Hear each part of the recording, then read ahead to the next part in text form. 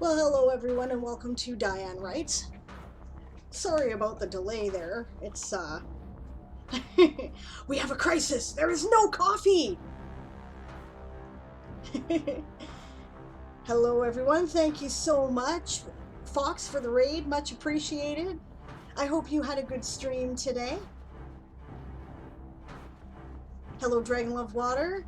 Hey Black Maggot, welcome. I often don't see you this time of day. That's awesome. Natalia Books, welcome. Alright guys, cool.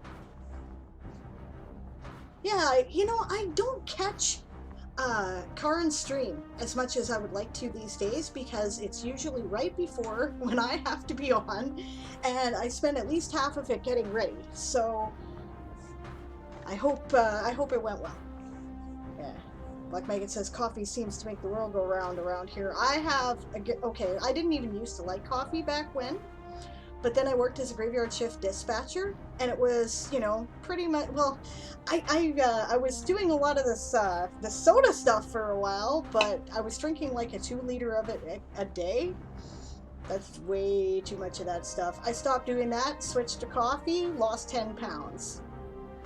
Yeah. Fox says, was good, wrote some arcane magic. Excellent, excellent. Sounds like fun. I liked the look of what was going on with your world there. I'm definitely going to have to check it out. Horror campaign. I'm always for that. I'm an old school Vampire the Masquerade and Werewolf the Apocalypse fan, so yes, coffee is life, 100%. So there may be a short break at some point when they bring me the coffee, so just saying. Coffee is thicker than blood. How's the music level, guys? Is it too loud? It feels unusually loud to me, but I don't know. I tried a new music track because I wanted something a little bit more low-key, but then I realized that it was like not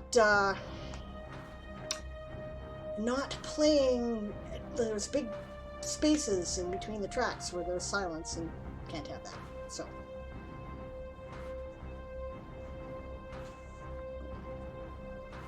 I don't really have any firm plan today. I figured I'd do a little editing and maybe I'd take a stab at starting the Flash Challenge.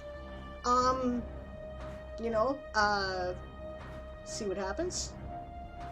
Fox says, Vampire the Masquerade would be right at home in Thorns. My world is darker than Vampire usually ends up being, but more like it wants to. Ooh. Cool. That's very cool. I will definitely have to check that out. If you're going to be darker than the vampire campaigns I've played, hats off to you. Alright, well. As always, if you have a question, comment, type it in the chat. And if you have something you'd like me to take a look at, I have a channel point system for that. Right? You can also make me stop yapping and write at any time. There's all in there in the channel points, so.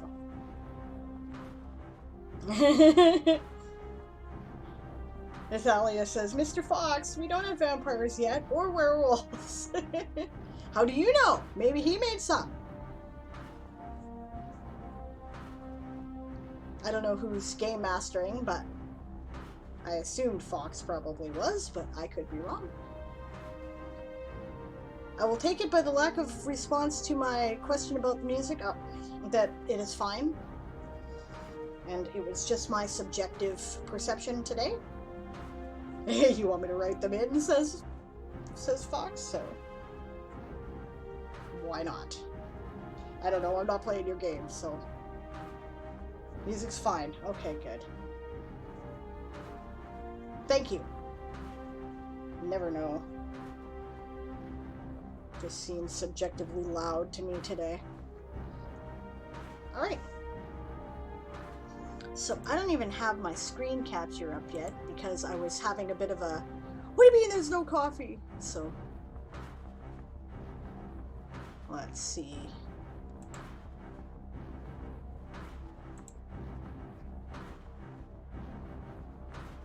Okay, I don't need that up. Go to the manuscripts. Did I shut them down here? Let's find out. I did. Good for me. Smart today, for a change. Okay.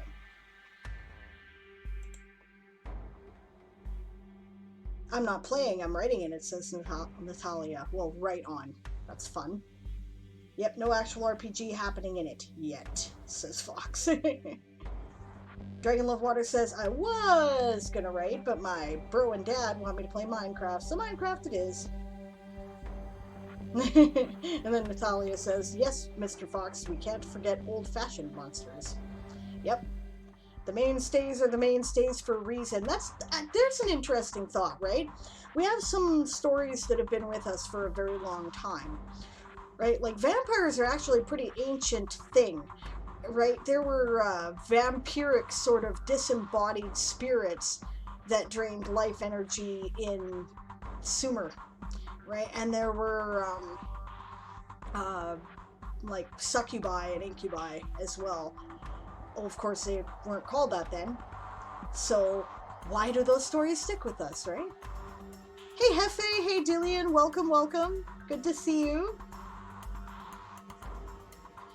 Yeah, it's just interesting. And then shape-changing people who turn into animals and turn back into people, right?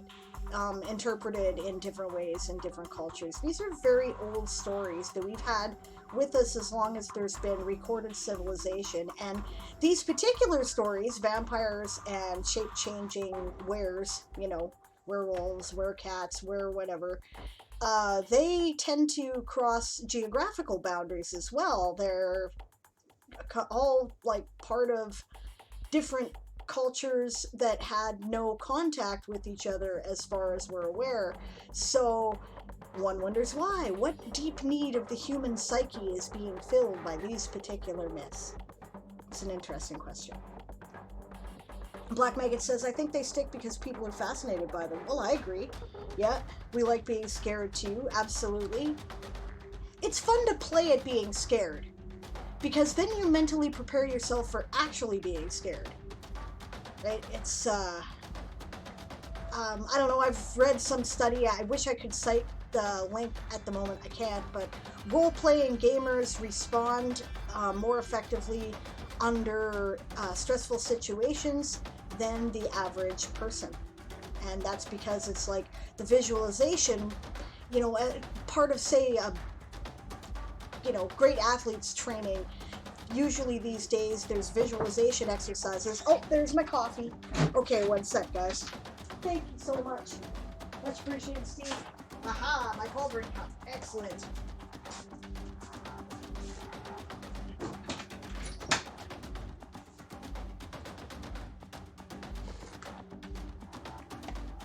All right.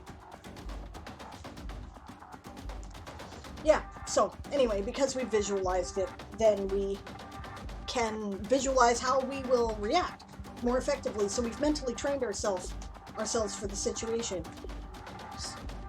Very interesting experience. Right after a role-playing marathon game, there was a sound of like a huge bang outside. This was several years ago. Everybody that I live with, we tend to do gaming, right? And, you know, that's our big social activity. So we went, that's interesting. And we all went out. We found out that there was a car. We lived just off of a major throughway. It's not really a highway, but because it goes up to a ski hill, people drive it like it's a highway.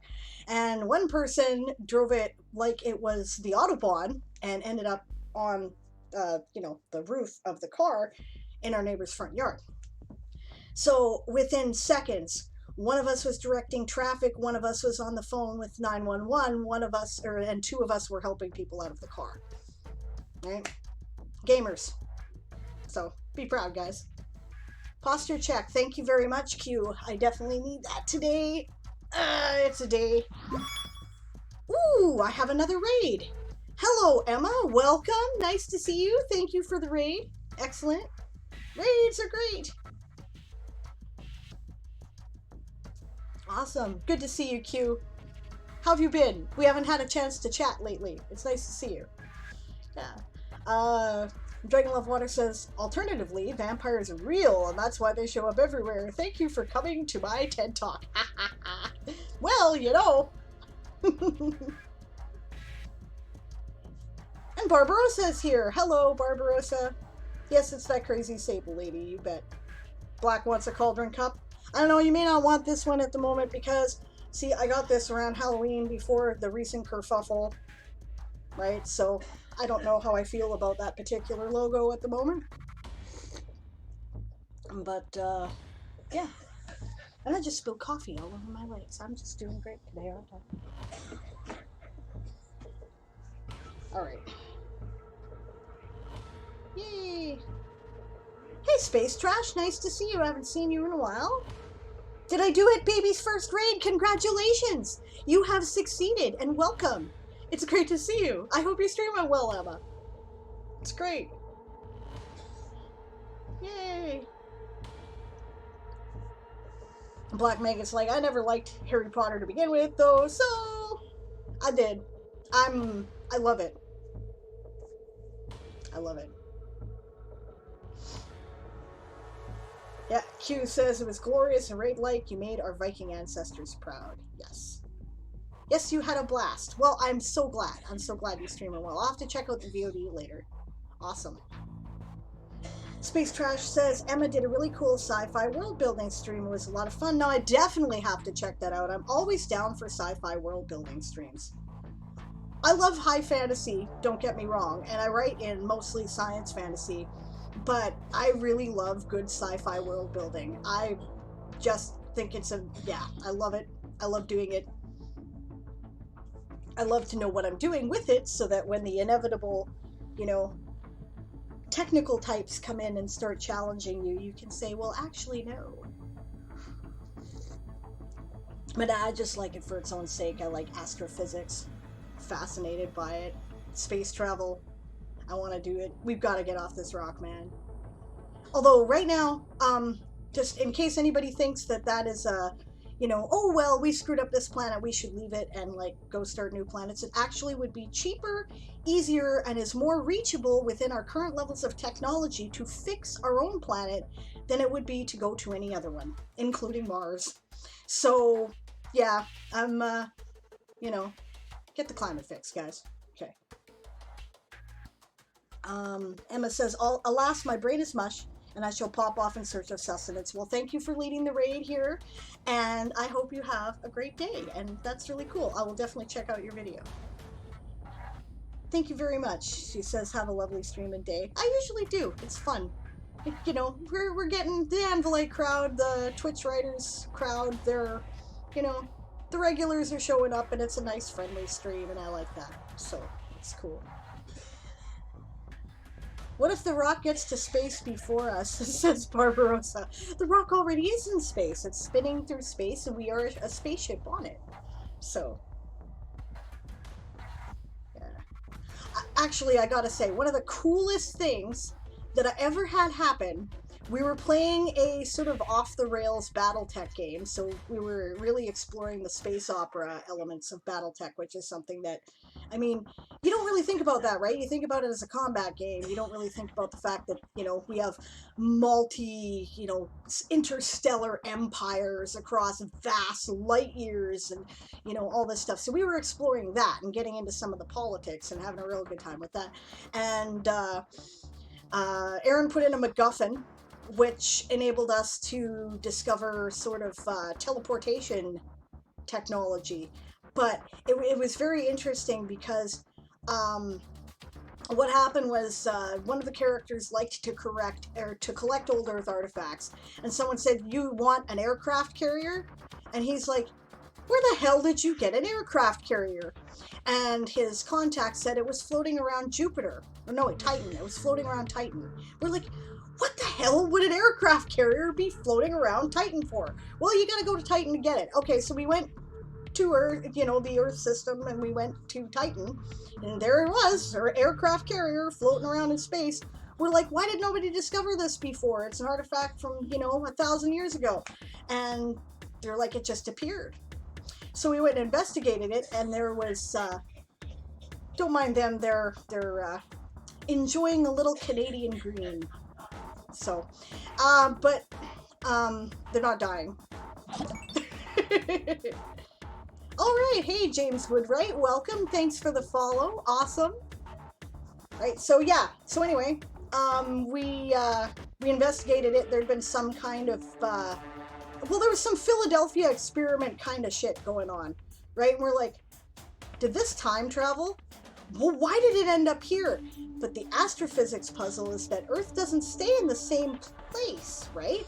It moves through space. It kind of corkscrews following the sun as the sun moves around in space.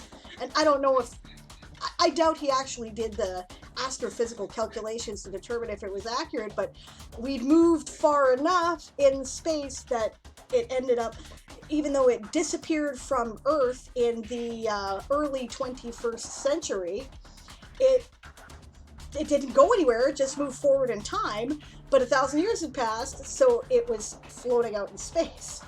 It was just neat stuff with space and time. It's so fascinating. Anyway, sorry, I just thought you guys might find that story amusing. All right. DM Stretch says, yeah, I've been following Emma since summer camp. She does good streams. I've caught like a part of one of her streams, and I'm sorry, that's all I've caught so far. I really try. She's on my host list, right? I try to follow all the Anvilite streamers, but I just haven't had a chance to sit down. I don't get a lot of the morning streamers. I'm a night owl and I live in the Pacific time zone, so it's difficult. But I'm definitely going to check it out. Fox says, I need to get my GURPS space back. Lent it to a friend a couple of years ago, but he lives far away. But GURPS is like my least favorite system, man. It makes no sense. Okay, that could just be that I've had some bad experiences with that system. Lousy GMs.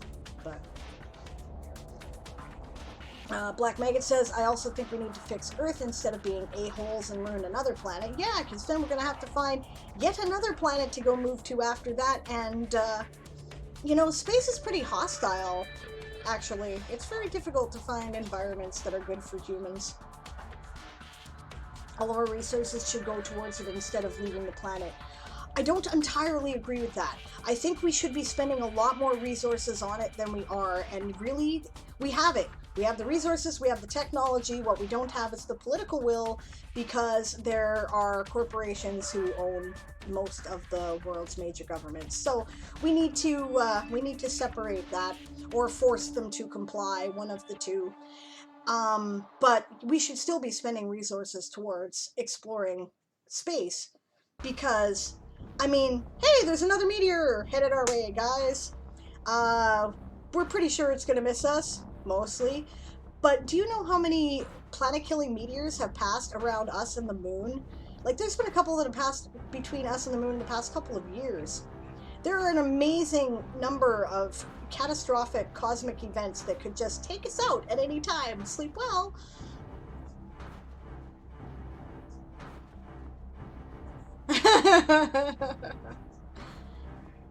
Barbarossa says, no, we'll miss you. Dwayne The Rock Johnson. Well, I don't know. Maybe he will. Wouldn't put it past him. DM Stretch says, Sable, liking your starry backdrop. Thank you. I experimented with a couple of different backdrops, and I wanted to make it different from the World Forge backdrop. So, cool. I'm glad you like it. Awesome. Space Trash says, maybe the aircraft carrier went there to face down battleship Yamato. Yes! Oh, yeah. Yeah, no doubt, right? I watch all that stuff. I love that stuff, by the way. I think it's amazing. I saw this really cool, what was it? I wish I could remember the title. It's an awesome anime, which was like War of the Worlds meets World War One. World War One didn't happen because the War of the Worlds happened in this universe, but all the figures from World War One were involved, and they built like diesel punk mechs. It was really cool.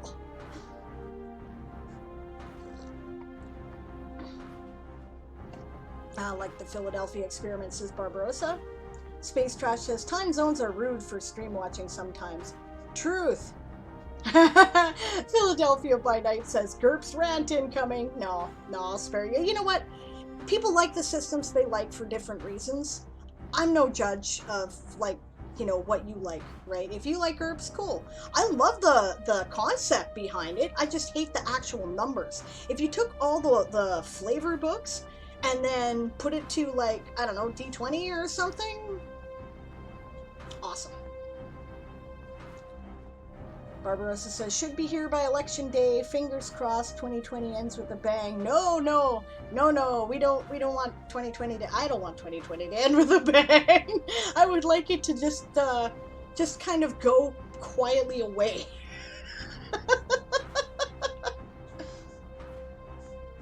Fox says, I like GURPS, but it has to be used with care so that it doesn't become too much work. And GURPS source books are brilliant for getting an RP perspective on anything. True. True, very true. It's easy to convert the ideas to other systems, and we found that too, and we've done that in the past. Yeah, definitely. The ideas are freaking brilliant. I mean, you can do just about anything with GURPS, and they've set it up so that you can, and that's amazing. But yeah, I just don't like the way the system works. But you're right, you can convert it. Black says, don't say that, probably to Barbarossa. Space Trash says, yeah, it'd be good not to all be stuck on one planet like, I don't know, the dinosaurs? Uh-huh.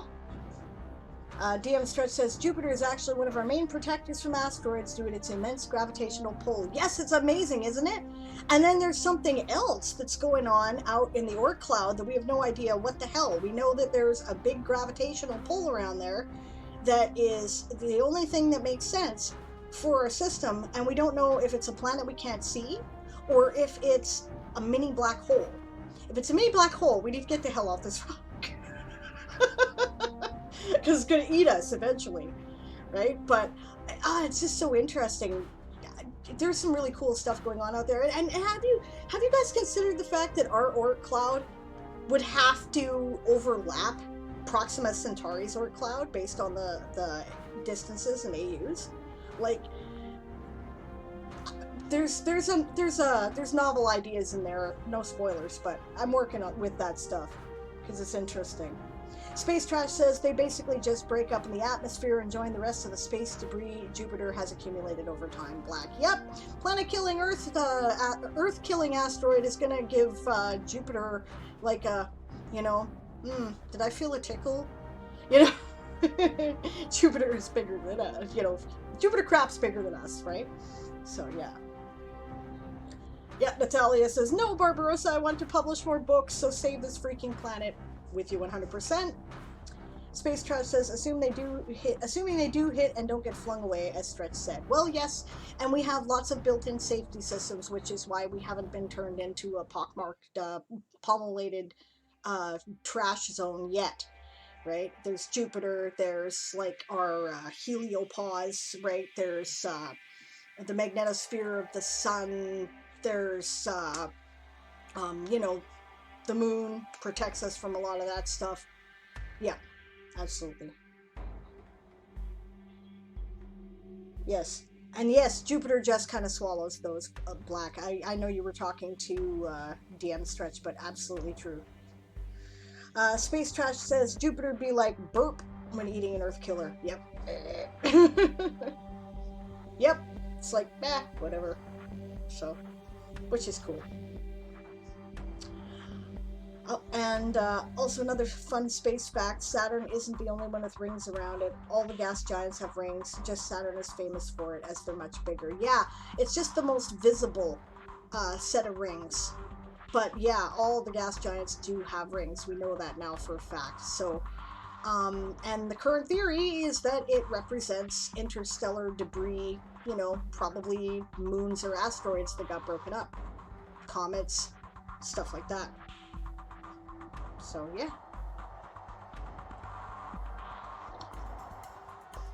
Coffee, the water of life. Black says, I'm still sad Pluto isn't considered one of the big planets anymore. But then we'd have to make Ceres and Vesta planets as well. Because they're, you know, nearly as big or bigger. But I think it should be. I mean, I think it's a binary planet system. Also, Earth and the Moon is a binary planet system, right? Because you've got, interestingly, right, Pluto and Charon, right? So, yeah. Yeah, I'm sure that Pluto is not terribly impressed that he's been demoted. Yeah, Space Trust saying what I just said, which is great. Pluto is technically a double dwarf planet with Charon, though. Yeah, yeah, it's pretty awesome. Right.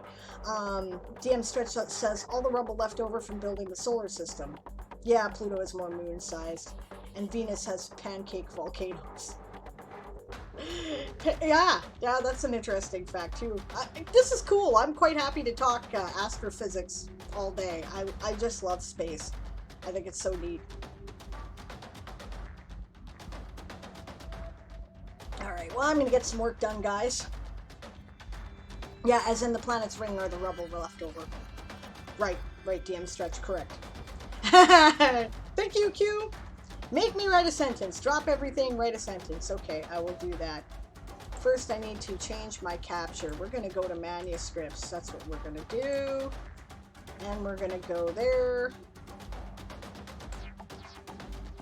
There we go. All right. I'm actually doing some editing today, but I will edit a couple of sentences is how I will do this. I got one word edited yesterday. This is the kind of day it was. Could not concentrate on anything at all yesterday. I guess because I was so burnt out by Sunday that I just could not function. Is that the right? Yeah, okay. You might see the stream creaking and groaning for a minute. Alright. I think I was on the right one. There we go. I'll edit this scene.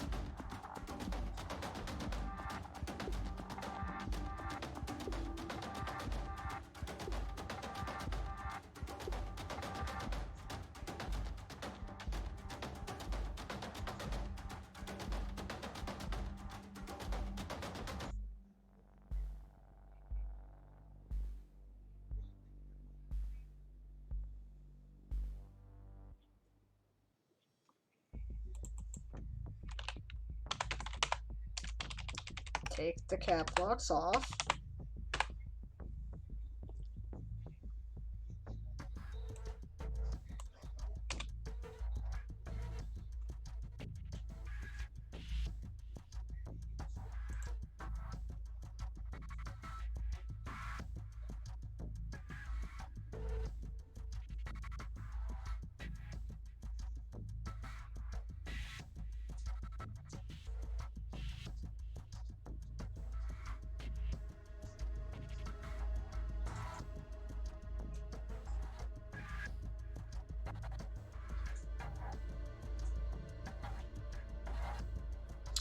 See, now this is one of the things when you're editing a book that you wrote like 10 years ago when you did the drafting, right? I do a lot of tell not show.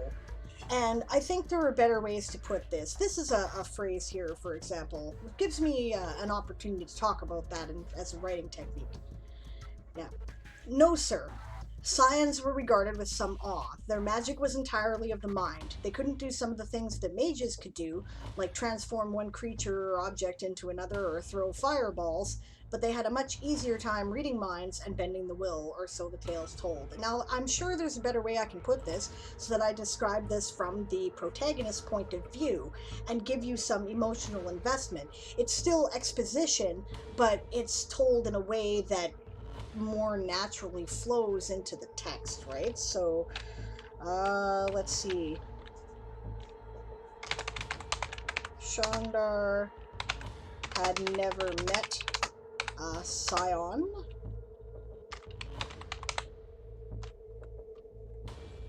that he knew of.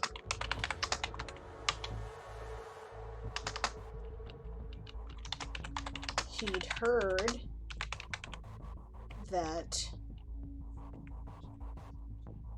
I probably can just skip a bunch of this other stuff. So that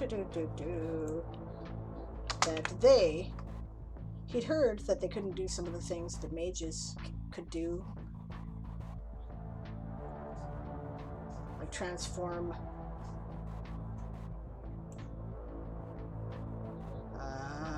I can make that briefer. Creatures or objects. Because you get the idea. I don't need to be that detailed. Or throw fireballs. But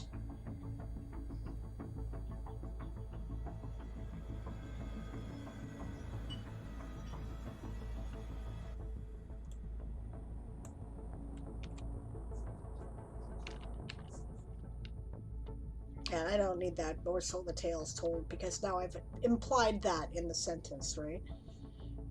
Shondar had never met a scion that he knew of. He'd heard that they couldn't do some of the things that mages could do, like transform creatures or objects or throw fireballs, but they had a much easier time reading minds and bending the will. Okay, yeah, I think that sounds fine. And that would be about the equivalent of write a sentence as far as editing goes. Thanks very much for that, Carillion. I appreciate it. What do you guys think that we should do today? Would you guys like to kind of hang out and get some writing done because I can work on my editing? Or would you guys like me to take a stab at the Flash Challenge so that we can talk about that? I'm happy to do either. They both have to be done. So, totally up to you.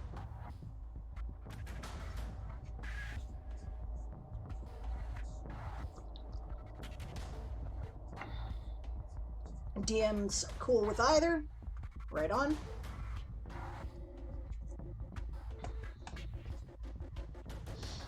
Natalia says, Sable, is it okay that I post my book trailer in your Discord? Absolutely it is. Totally. Please do. That's what the self-promo channel is there for. Definitely. And I actually really like to see it. Do you guys want to take a look at Natalia's book trailer? I would like to do that. Let's see. I gotta fire up my Discord, so there might be a groan creak, right? If you guys want to do that. Hi, Dazzlecat. Nice to see you. Sounds good. All right, let's do it. I'll turn off the music once I get the Discord up and running here. While I launch it, it's going to go, you're doing too much because my memory is pathetic on my computer, but hopefully the stream does not go down. No, that's not what I wanted. Now my mouse has disappeared. Oh, there it is. Okay.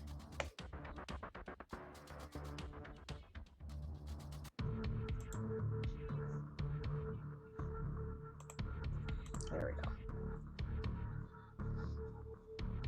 It's in Dutch. Do you have English subtitles?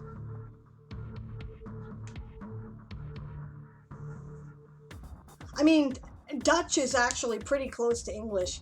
Damn it. Okay. I've been painting the PC's mini. Nice, says Dazzlecat. Yeah, nice. Dazzlecat's been painting the PC's minis. Excellent. No, not yet. Is it on YouTube? Because they will do English subtitles, pathetic though they will probably be. And even way, it doesn't matter, because if it's in Dutch, Dutch is, okay, cool. Then we should be able to get subtitles. That's great. Self-promo. There we go. I will pause our music here. And then we will check it out.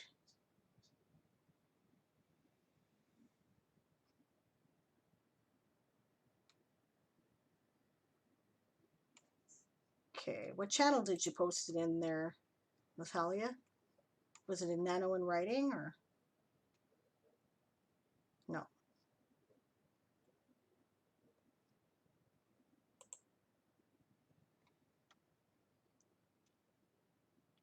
Ah, computer is slow. You know, you can post the link in the chat here too, actually. I don't have a bot that's gonna give you a heck for that. So if that would be easier.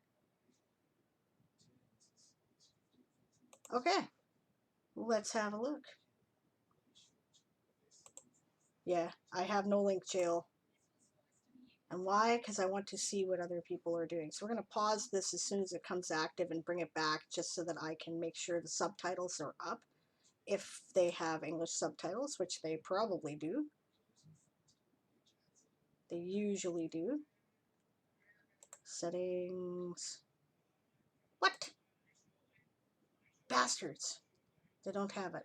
Oh well, we're going to watch it in Dutch. And that's okay, because we'll be able to. Dutch and English look a lot alike. You can usually at least puzzle out every third word in Dutch if you're an English speaker, and we should be able to get it. Besides, we'll get a look at how pretty it is.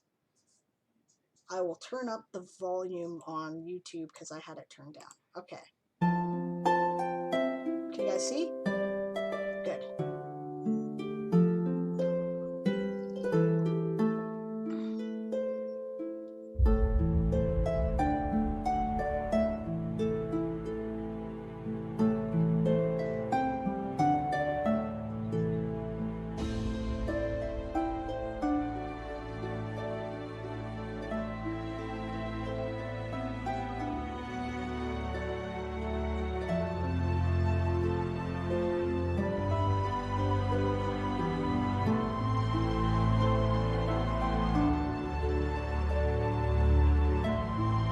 Music's stunning.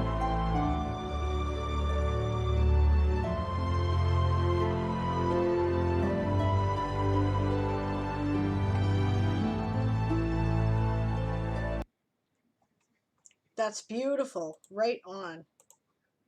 Okay, you know what? I'm going to go back and I'm going to play it in bits and pieces, and then I'm going to translate the Dutch because it went by fast enough that I did not get it.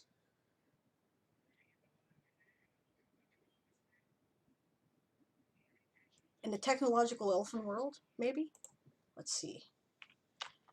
Dutch to English translation. Because you know what? Google Translate works. Okay, I don't need that up, and I'm gonna close that down now, actually, so it doesn't interfere.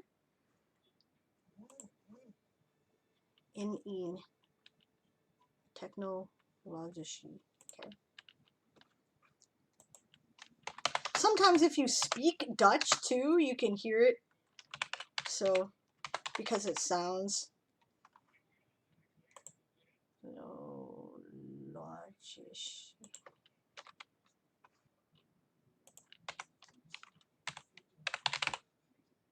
Yep.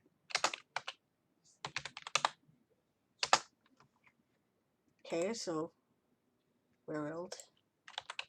Yeah, I'm sure that's. Yep, in a technological elfin world. Ah, so science fantasy, excellent.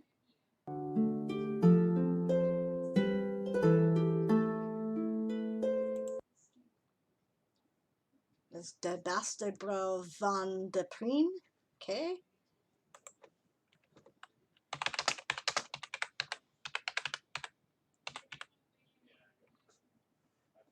What is that? Bastard.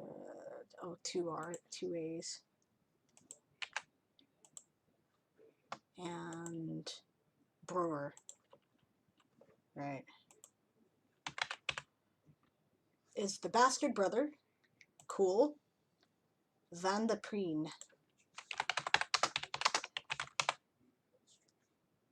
I spelled something wrong, didn't I?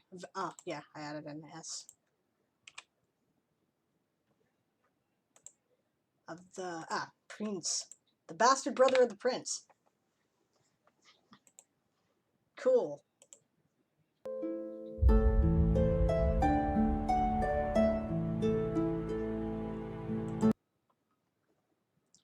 Verplicht om een vrouw te vinden.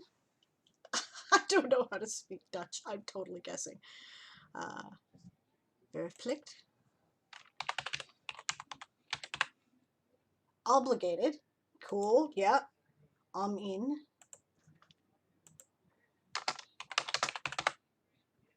Required to have. Vrouw te vinden. Okay.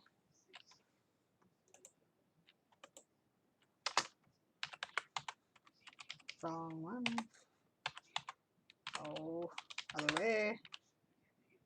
To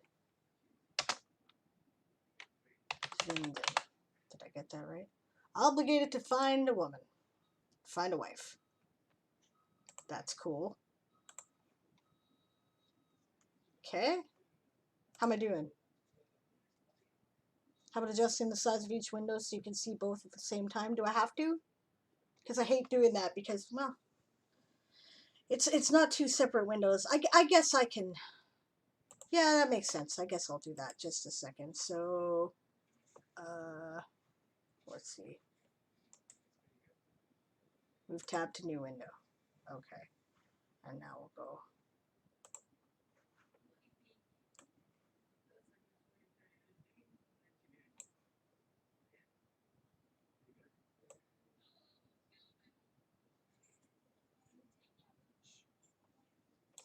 Okay. Sure. And then we'll do this. And we'll go like so.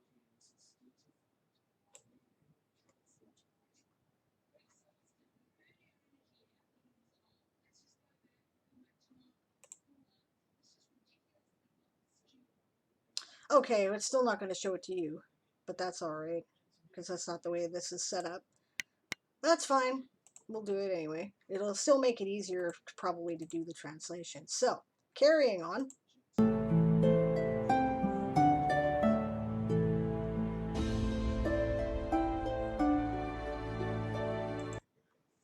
And the prince got him Dalbisch helpen.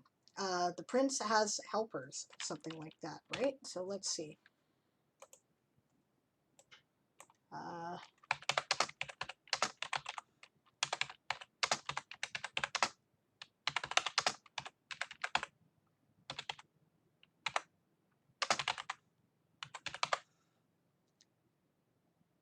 And the prince will help him with that. And the prince is going to help him. Okay. Different tense.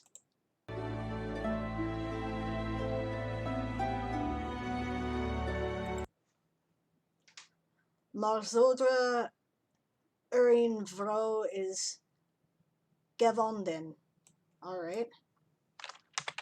Marzodra Urin Vro gevonden.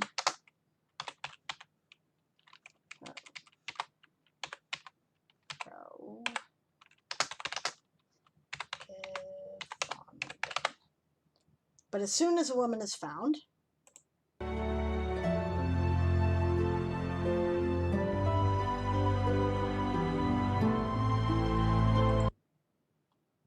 Valenciennes World van Geheimen and Magi. Okay, Magi. World.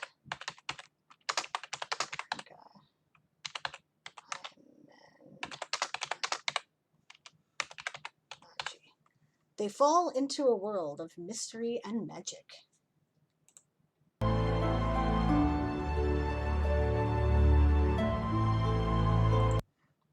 Volksilvar obsession zoekt toch naar een vrouw. Volksilvar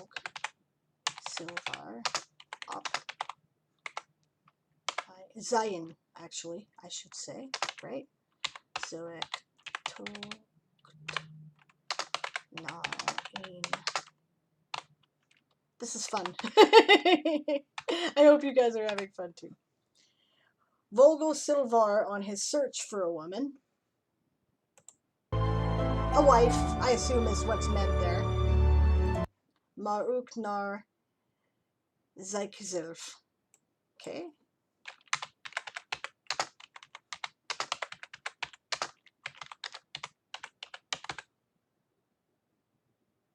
But also to himself.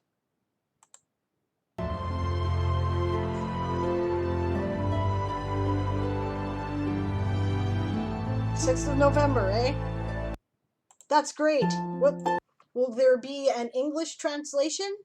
Because that is really cool. Congratulations on your book release, Natalia. That's amazing.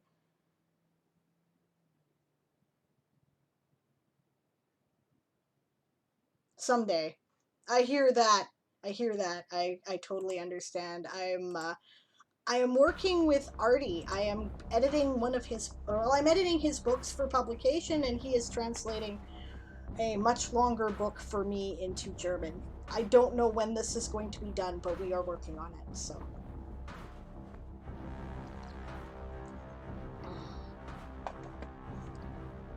Yeah, so Space Trash guessed it. I agree, right? Yeah. Let's see. Sorry. I missed a bunch.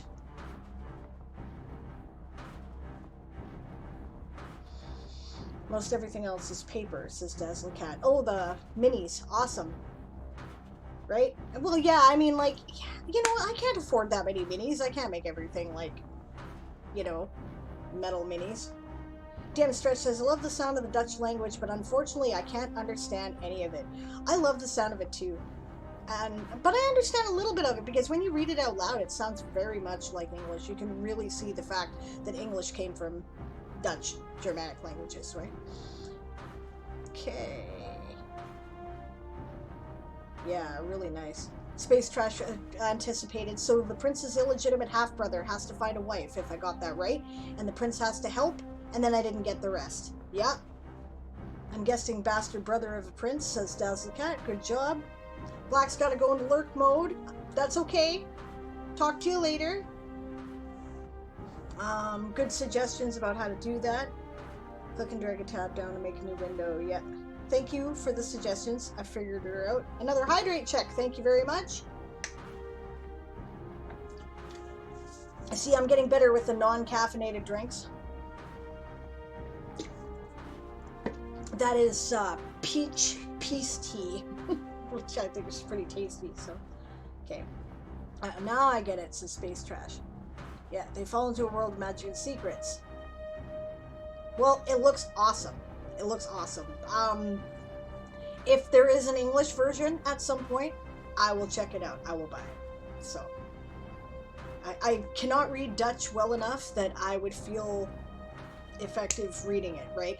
It's work to puzzle out Dutch for me, right, as an English speaker. And hello, Riku. Buenos dias. How are you?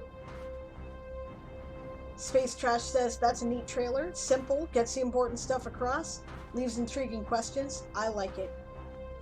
Natalia says it will be a 4-book series. Excellent. Congratulations. That's great. I hope it does really well. We'll definitely shout you out nearer to release date. Remind me, like, in October, that it's coming out on the 6th, and I will make sure to shout it out on the stream. Alright guys, so I'm happy to do either. Awesome. I'm glad you will. Yeah, I'm happy to do either writing, editing, or working on the Flash Challenge today. So cast your votes. I'm going to take a quick bio break. I'll see you in about 5 minutes or so.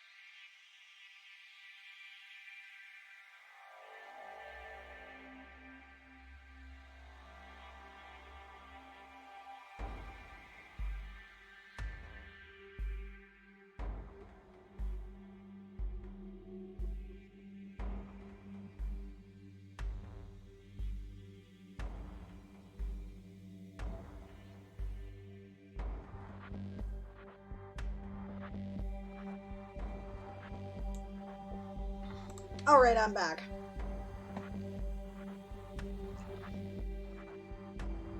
And play the trailer again too, says Dazzlecat. Yeah, damn rights I will. Absolutely will play the trailer again. We will put an Amazon link in the chat or wherever it is that Natalia is selling her books. And we will make sure to give that some hype because, hey, we're all here to help each other out and promote each other, right? So that will be cool. Alright, so Dazzlecat says, I did the pollination flash challenge. It was fun. Space Trash says, I have no idea for current flash challenge, so I'm sitting this one out. Are you kidding me? Come on. Come on. You have your awesome space opera world, and you cannot come up with some weird alien thing to be like a super pollinator kind of deal? Like...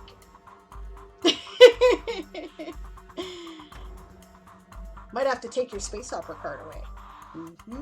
Weird aliens. Nah, I'm just teasing. I don't care. It's up to you guys. You know what? If you're tired after summer camp, I'm a little tired too. It's just that I was like, I don't know if I have any ideas. And then I thought, wait a minute. No, I've got an idea. And Red Fox kind of talked me into writing it, so I'm going to. So, but maybe not today. Maybe I will do that since there doesn't seem to be any strong feelings about it. This is Diane Writes. I'm going to write, do some editing. We'll do like writing, editing sprints and whatnot and chat in between. And I will work on the pollinator challenge. Do I have time to do that? Just a second. I better check that first before I make that decision.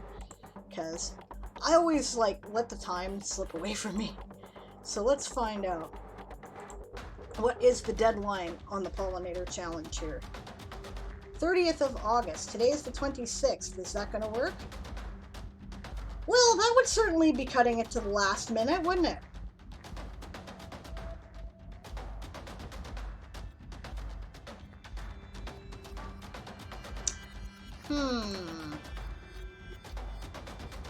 On the other hand, I have to publish a chapter for my patrons today, so let's see. Okay. Natalia has to go because her pillow is calling. I don't blame you. It's like really late in Holland right now. Good night. Sleep well. Space Trash is not working at the sci-fi world at the moment. It has a game to prep. Well, yeah, that's cool. Absolutely. You know, the flash challenges are there for fun. If they feel like work, you shouldn't be doing them, right? It's not like you get like funky badges or anything for them. It's just something to do. I kind of like, I like doing them when I can, but yeah, I treat that kind of like I treat Camp Nano as opposed to NaNoWriMo. I'm dead serious about NaNoWriMo. Come hell or high water, I'm getting my 50,000 words done. If I don't reach my goal in Camp Nano, I don't sweat it, right? I'll do it if, because it's fun, but I'm not going to let it become pressure, right? So, Dazzlecat says, my pollinator is important for making the best brandy. Excellent. Yes, you got time. I did mine in just a couple hours. Yeah, who says? Who says? Just because you say I have time, maybe my process is different. I actually do take longer on these things than a lot of other people because I read it through and then I make pretty pictures and then I, do a bunch of stuff like that, right? So,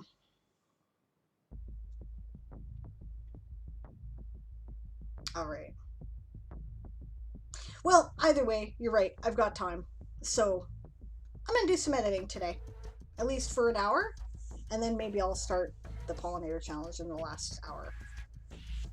Okay. Well, I didn't do pics, says Dazzlecat. Yeah, it's kind of time consuming, to go through and find good pictures. Although, actually, in this case, I've got good pictures. So, I just haven't decided yet whether I'm going to write it as a natural law. I think I have to do it as a natural law because it relates to a species I've already created. So, I'm not about to rewrite that. That was a World Ember article, and it's huge. So,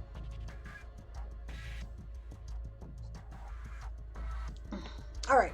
So we're going to edit for a while. What do you figure? 10 minutes? 15 minutes? Set my timer here.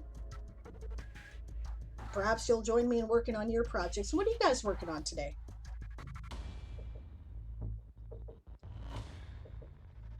It's just words, so no eye candy to help, says Dazzlecat.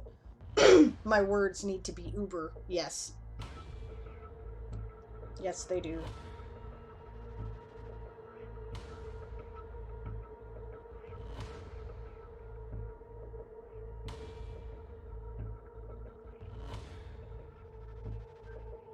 Yeah, I think we'll get started with a 10-minute focused writing period. You're chilling at the moment. That's cool.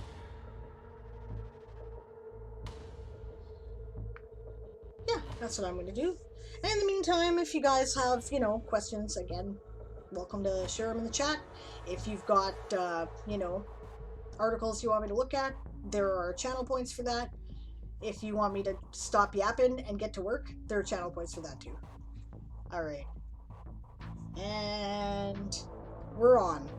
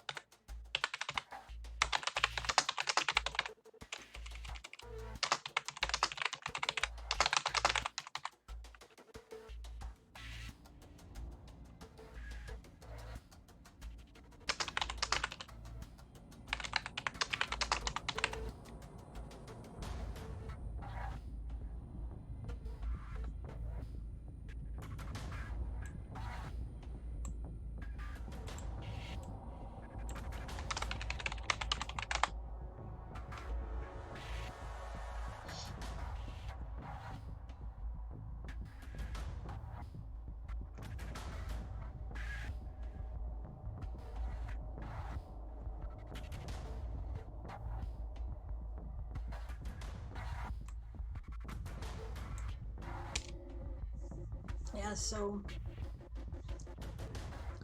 again, I feel this needs a little bit more immediacy, a little bit more emotional investment than I gave it initially.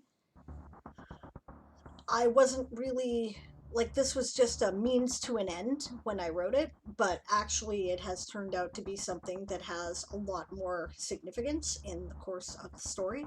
So I need to give it more attention, and I need to create, again, it's the show not tell, right? I need to make it a visceral emotional experience as opposed to a just an information dump, right? So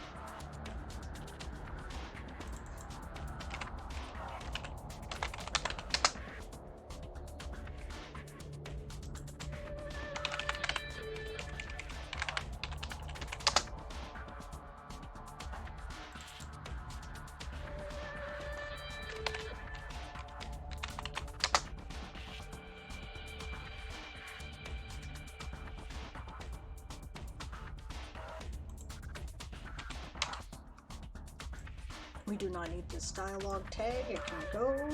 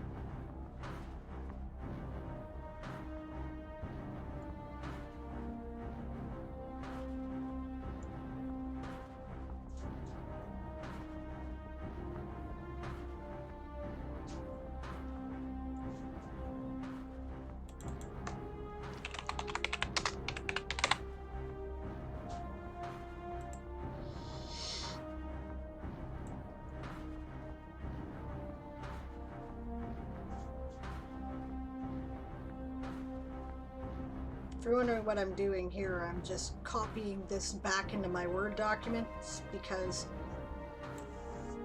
I'm making sure that my Word document still has the edits that I made, and I don't remember what I changed or what I didn't, so just copy the whole works.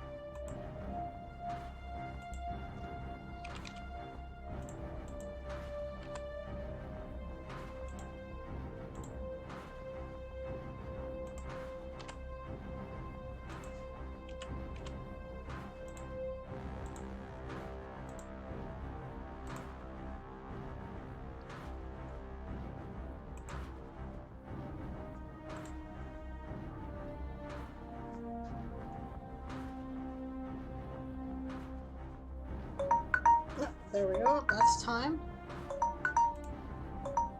Well, I'm pretty happy with that. I finished my scene there. How'd you guys do?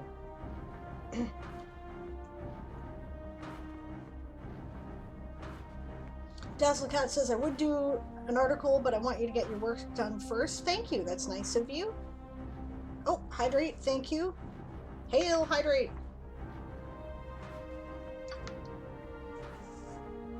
Back in the old days, people wrote on their portable slates before committing to paper. Absolutely. Always carry your mini blackboard to school or the library when you researched. And you didn't have a book bag, but a belt to hold your stack of books together when you carried them. Wrong copy. Save check. Thank you. I don't have to do that, fortunately, in manuscripts. It just does it automatically, which is one of the many reasons, but a much bigger one than you might think, why I think the manuscripts is the superior editing software, but it never hurts to do it in Word. Or sure. How'd anybody else do? Or is like everybody just got this on in the background to chill out to while they do other things, which is cool. I do that a lot. I do that a good deal of the day. Put on some of the Anvilite streamers and do my own thing. So, save to backup. Yes, absolutely save to backup. That is. Here, I'll show you my. This is all originally written in a Word document, and I'm shifting it around, and I've moved chapters and things. I had a prologue that I took out and put at the beginning of book 2 instead of book 1.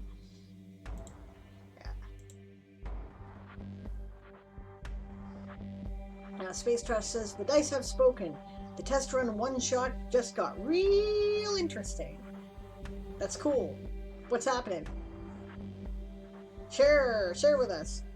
My hair is such a mess today. Other side.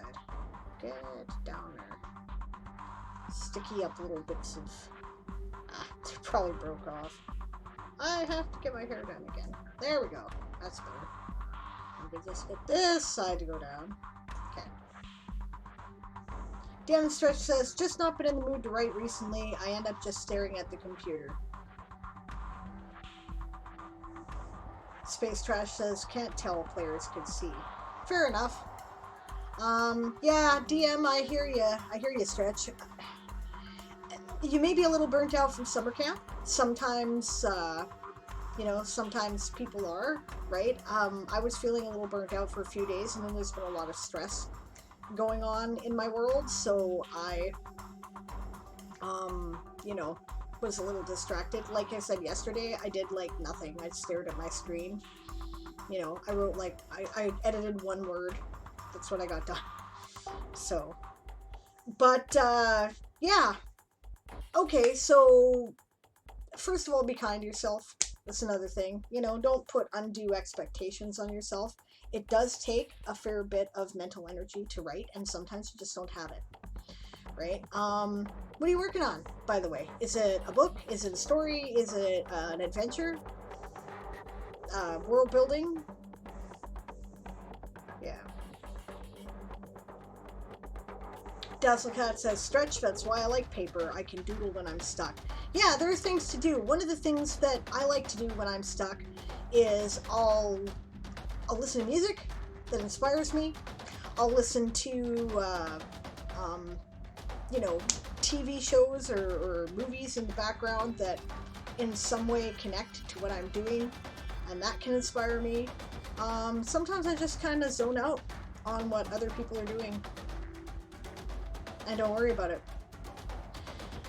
I kind of like having like a computer set up, and then I'll set my phone up or another screen over here, and I'll run like a stream or something on that, or run the TV even, which I actually still, do I even own a TV? No, I don't own a TV anymore, so I have to put this on another screen or computer, but I'll do that, and I'll leave it running so that I can type on the screen, but also look over and see that if I need a mental break. And sometimes when the ideas just don't come, you can change your environment. Like one thing I don't do it now that we're in the COVID crisis, but I used to go to a coffee shop or my local library when I was stuck at home, because less distractions, change of environment sometimes is inspiring. And if that still didn't work, I would go for a drive. Because, sometimes you just need to be alone with your thoughts and let them brew so that you can put them down on paper. DM Stretch says, just world building. Problem is I have 2 worlds to build on, but no ideas or motivation. I should also be writing my next Ravnica campaign. Yeah, or Dazzlecat says, or go paint minis. Sometimes, yes, doing something else that isn't writing but is related can be very helpful, right? This is one of the reasons why I've put together, I have like book trailers that I put together for the novels, even though the intention wasn't like to advertise the book. The intention was to inspire me to write it. Or I've written music, when I've been distracted, music about the books or whatever, or gone something to do something entirely different. Sometimes you just need a break. Space Trash says, might be worth it just taking a break and do something completely different for a day stretch. Give your brain a rest. Yeah, go page through monster manuals. Yeah, absolutely. Okay, if you're stuck on adventure ideas, right, the one thing you can do is talk to your players and go, hey, is there something that I dropped a seed of ages ago that you or your character might be more interested in exploring? Because I'm kind of stuck on what I'm currently working on and I could use some ideas. Your players will let you know about things that they want to deal with. There's things that you drop in there as a DM that you don't really, you're not, you don't realize what an impact they had. Like maybe they were really intrigued by Joe the Barkeep's backstory because he used to be an adventurer and he had a weird scar from a monster or something, and you just kind of put it in there because it was fun, it was flavor. You didn't want your barkeep to be the same as every other barkeep, and they'll seize on that. Their brains will catch on that and they'll want to go check that out. There's going to be tons of things like that if you've been running your campaign, which I know you have for any length of time, that your players will really, they'll want to do something with. Yeah.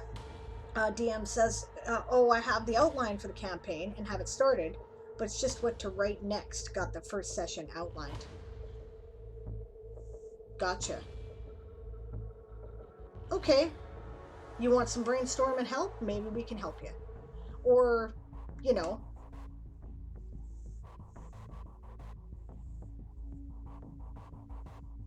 Yeah. I'm going to set up the next sprint, by the way. I think we'll go 15 minutes this time. But we're not going to start it right away.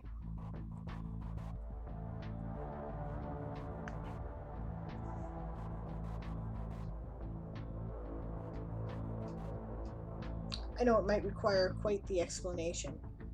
Or you can do. Well, no, I guess you can't because your players might watch your stream, right? So. Or go make a Pollinator article just for fun. Yeah. Sometimes you really need to give ideas time to percolate in the soup of your subconscious. Because that's where all the best story ideas come from. We have a raid! Hello, Time Pool! Welcome!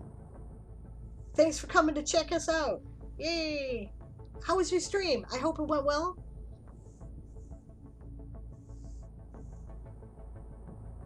Oh, that's wicked. Is that like Time Pool emotes? Because they're awesome. DM Stretch says, yeah, I've been thinking about that. Want to write it on stream, but unsure whether to or not. It's very cool. Time Pools are just so amazing, isn't it? It's brilliant. Such creative ideas. Shit that I would never think of in a million years. It's really awesome. Yeah. Well, you could put it on stream, but then what you do is you tell your players, all right, stay out. Of course, if they do it after that, don't worry about it because, that's on them, right? Like I say, some people like to open the Christmas presents early and determine what the Christmas presents are. You don't need to give them any stats or information about that kind of thing on stream, but you could, brainstorm and ask your audience to help you with the next steps, right? And then do the mechanics and the behind the scenes stuff later. And even if they kind of know what the story is going to be about in the next session, they won't really know what you're going to do with it. So that could be something that might be fun to do. If I told my players to stay the hell off my streams so that I could, brainstorm an idea, there is one who would watch it in secret. Yes. And I know that they would. And then they would have to try to explain to me how it was that they knew things. And then I will do things like assign experience points penalties for cheating. So. Or just not let them do it. Right? Because I know perfectly well that's what they're doing. So. But whatever. Some people like to open the Christmas presents early. It's just that it's not fair to the rest of the players if they're going to use that to solve the puzzle, right? So you kind of have to go in, how would your character know this piece of information? Sometimes I really have to stretch, so that's fun. Oh, I do have a monster to create, says DM Stretch. Might do that on my Friday stream. There you go. Philadelphia by Night says, vampire question. How do you go about writing Tremere NPCs in V5? I have no idea, because I've never played V5. Didn't they ditch the Tremere? I thought that they got rid of them in the later editions, which strikes me as, not fair. But, no, they're still there? Oh, well, that's good, because they're cool.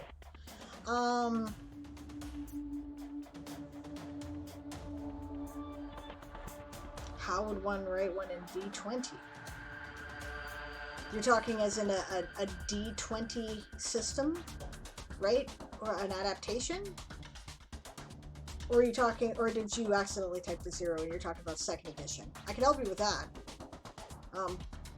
Oh, the 20th anniversary edition. Oh, okay, yeah, I have a couple of those. That was when they put out the big black commemoratives, right? The black leather commemorative books. Because I have those. So, okay, good. All right, I do know what we're talking about then. Okay, but don't they provide rules because I thought they did. Is it a matter of knowing how to balance them, or did they? I could go get the books and check it out, actually, if you want. They're sitting on my shelf. I haven't looked at them in a while.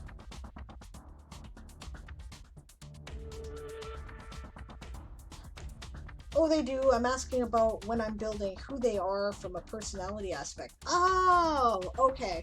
How old is your Tremere? Have they been around for a while? What generation are they? Are they newly embraced? Are they Sabbath Tremere?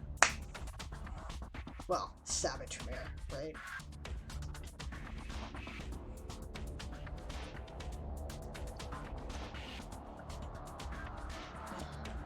'11th to 13th Camarilla, maybe 80 to 100 years old. Okay, so what was going on 80 to 100 years ago, right? We're at the turn of the 21st century, so this would have been the turn of the 20th century, right? Okay, so actually you're totally asking the right person. Because I happen to know a little bit about the history of occult movements over the 20th century, right? So it's 2020 now. Saying character is, we're either looking at 1920 or 1940, right? So 1943 was the dawn of modern Wicca, right? That was when the books came out, but modern Wicca existed by the 40s. So you could always have this Tremere connected with the New Forest Coven, which was the coven that Gerald Gardner came from before he put out all of his books. And then you decide, right, whether or not Wicca actually was some kind of a tradition, or whether it was a because modern Wicca is largely it was a guesstimate, a recreation, and it incorporated a lot of things that existed in other occult movements and Celtic and Anglo history, and they kind of meshed it all together. And I think they genuinely believe they were recreating an ancient religion, they were rediscovering it, but really it was their best guesses at the time, and they put it together to invent a new syncretic religion, right? So there was a really interesting soup of occult movements all going on in that time. There were the Order of the Golden Dawn was had been like recreated, and they gave Aleister Crowley the boot sometime in the early 30s, I think it was. Aleister Crowley created his own order, Thelema. His wife at the time channeled a book called the Book of the Law, which was supposed to be the the given words of the goddess Nuit, or Nut, in the Egyptian pantheon, which there's some evidence that Wicca kind of borrowed a lot from Thelema, and that Wicca was intended to be kind of an outer court or introductory setup for initiation into Thelema, but then it kind of became its own thing. It could be. Gerald Gardner was part of Thelema for a while and did interact with Aleister Crowley. I was trying to set up a Thelemite chapter, so that's a possibility. The Theosophist movement was big, so Madame Blavatsky and all of that. That was 1920s, I think. Right? And there were still some Hellfire cults out there, right? Hellfire clubs, which were intended, I mean, they were really atheists, but they used a lot of ritual that was intended to directly contradict and blaspheme against the Christian, in particular Catholic rituals, because it was, I don't know, kind of like we're overthrowing the chains of religion, right? So 1920s, you have all the interesting stuff coming out of Egypt. There was a theory behind, that there was this whole, people claimed to have created or recreated the ancient Egyptian religion, and there was all kinds of magic, and they wrote a bunch of books about that. I think it was in the early 30s that Charles Leland wrote Aradia, Gospel of the Witches, which was supposed to be a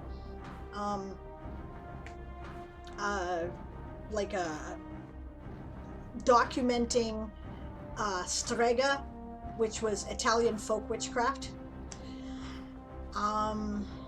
So lots of different things going on, right? And lots of it's really there. Most of the formative stuff that we use in the modern occult movements came from somewhere in that time period, but there were a lot of charlatans and hucksters as well, right? Table tipping and all that nonsense. So really the question is, how did the character get involved in the occult movement? Were they introduced to their sire through one of these, occult setups? Were they fronts for Tremere recruitment, right? And okay, you're talking about personality aspects. So the key is, what occult movement did the Tremere get into? Because that determines why they study the occult, and that's about who they are, right? So maybe they're free love types. There was a bunch of that going on. Nobody talks about that, but that was a thing. Maybe they were maybe they were alchemists, right? Maybe they were initiates into some of the various occult orders that were going on. Yeah, there's lots of stuff out there. If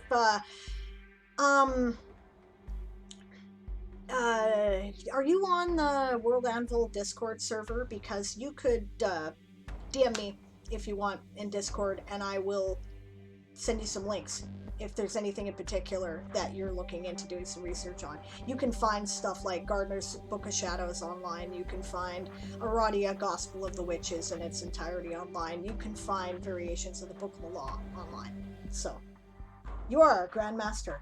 Okay, perfect. Well, you're welcome. Happy to help. Yeah, it's an interest of mine, so yeah, just get me to talk about stuff I like to talk about, right? Yeah, you guys ever want to know stuff about the occult, and you want to include some real-world occult stuff, just feel free to ask me. Cool, new Anvilite face. Yeah, absolutely. I don't know if Philadelphia by Night's new, because they've been in Aaron's chat for a while, and they show up here every occasionally too, right? They were there for the time that I came on Aaron's show to talk about Vampire the Masquerade and the Storyteller system. So, yeah. Well, face. Yeah. Name with colors on it. Been on World Anvil for about 5 months, give or take, says Philadelphia by Night. Yeah, absolutely. Yeah, that's cool. Let's see, it's what? It's August, so 10 months now for me. 11, no, 9? 9 months. I've been on World Anvil for 9 months.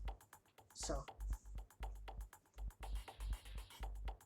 Right. Oh, speaking of World Anvil news, by the way, I did actually finish picking out my winners for the birthday challenge. It was hard. There are multiple winners.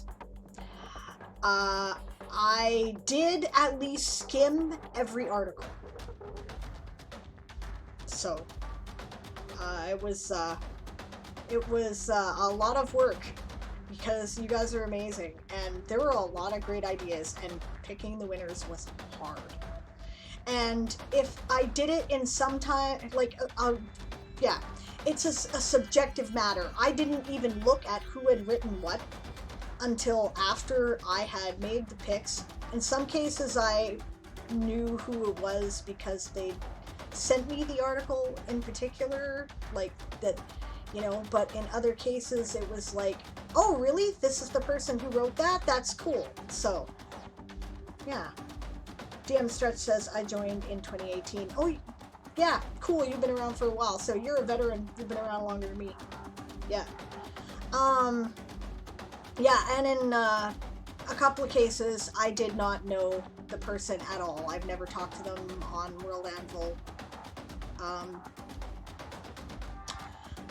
I will say that I did not happen to... Well, no, I'm not going to give any more details than that. I probably should. But, yeah. It's done. I did it, so I got it done. Alright. So I'm going to do some more writing, I think. And you know what? We got about 20 minutes before 3 o'clock. So I think I'm going to do that. Work on things for about 20 minutes. And then I'm going to take a short bio break again, because I already have to pee. And then once I come back, we are going to... Now, I'll dial it down to 15, actually, because then that gives me a little extra time for that, and I'm not holding you guys up. And then after the break, we will talk about the Flash Challenge, if you guys like. So... DM Stretch says, around longer, but only really got fully into World Anvil during summer camp. Before then, my world was just a few notes. A lot of people were like that. That's one of the reasons why these broad challenges are so good. They encourage people to come out and do things with the worlds that they're creating, right? I had no idea about any of this community stuff when I first joined World Anvil. My intention was just to finally put my world creation notes down somewhere that I could access them at any time. And I liked the software to do it. It looked like it was so much easier and made such a much more good looking presentation than anything that I had been doing previously. And I've done website stuff for this, right? I had like 4 different interconnected websites at one point. I had a WordPress site, right? Now those still exist, but they all link to the World Anvil stuff. Right? And, yeah. I stuck around for the community because it's awesome. So. Alright, I'm getting back to work. We shall start the 15 minutes now.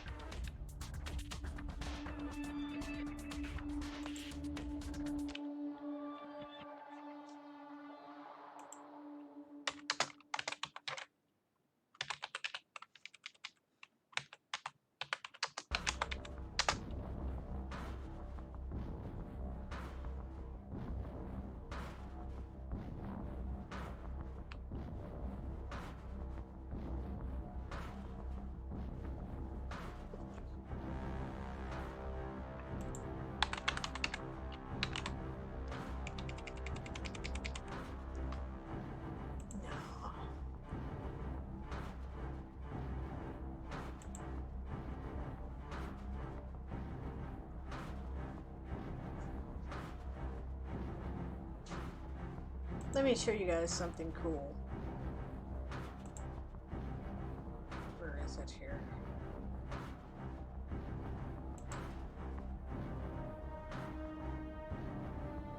No, that's not what I'm after. Where the heck did I put it?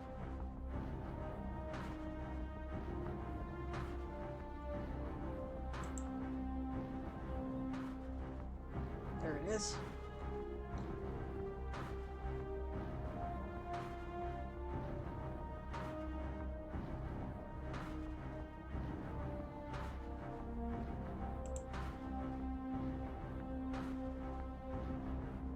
Alright, check this out.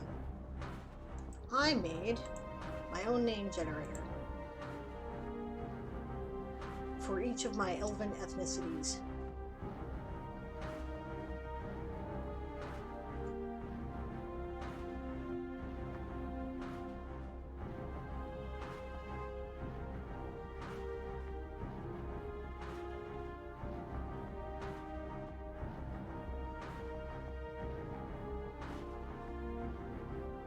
Now I just have to find where I put the link on the page.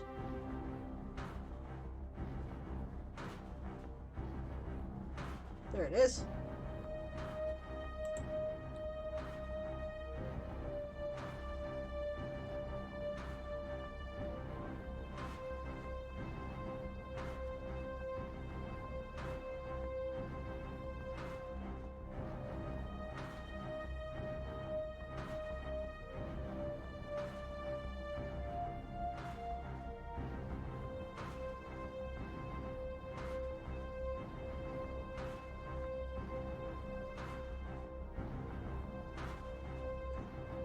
If you don't like these, you can re-roll, right?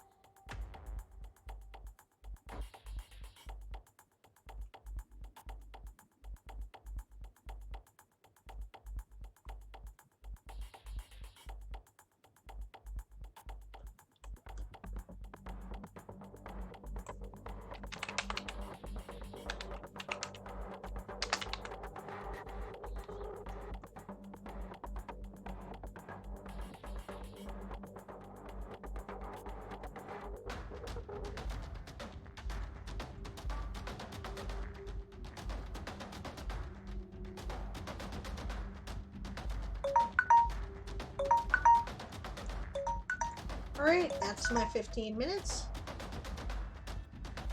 I'm just gonna make sure to double check there. I should do some saving. How'd you guys do about what you were working on?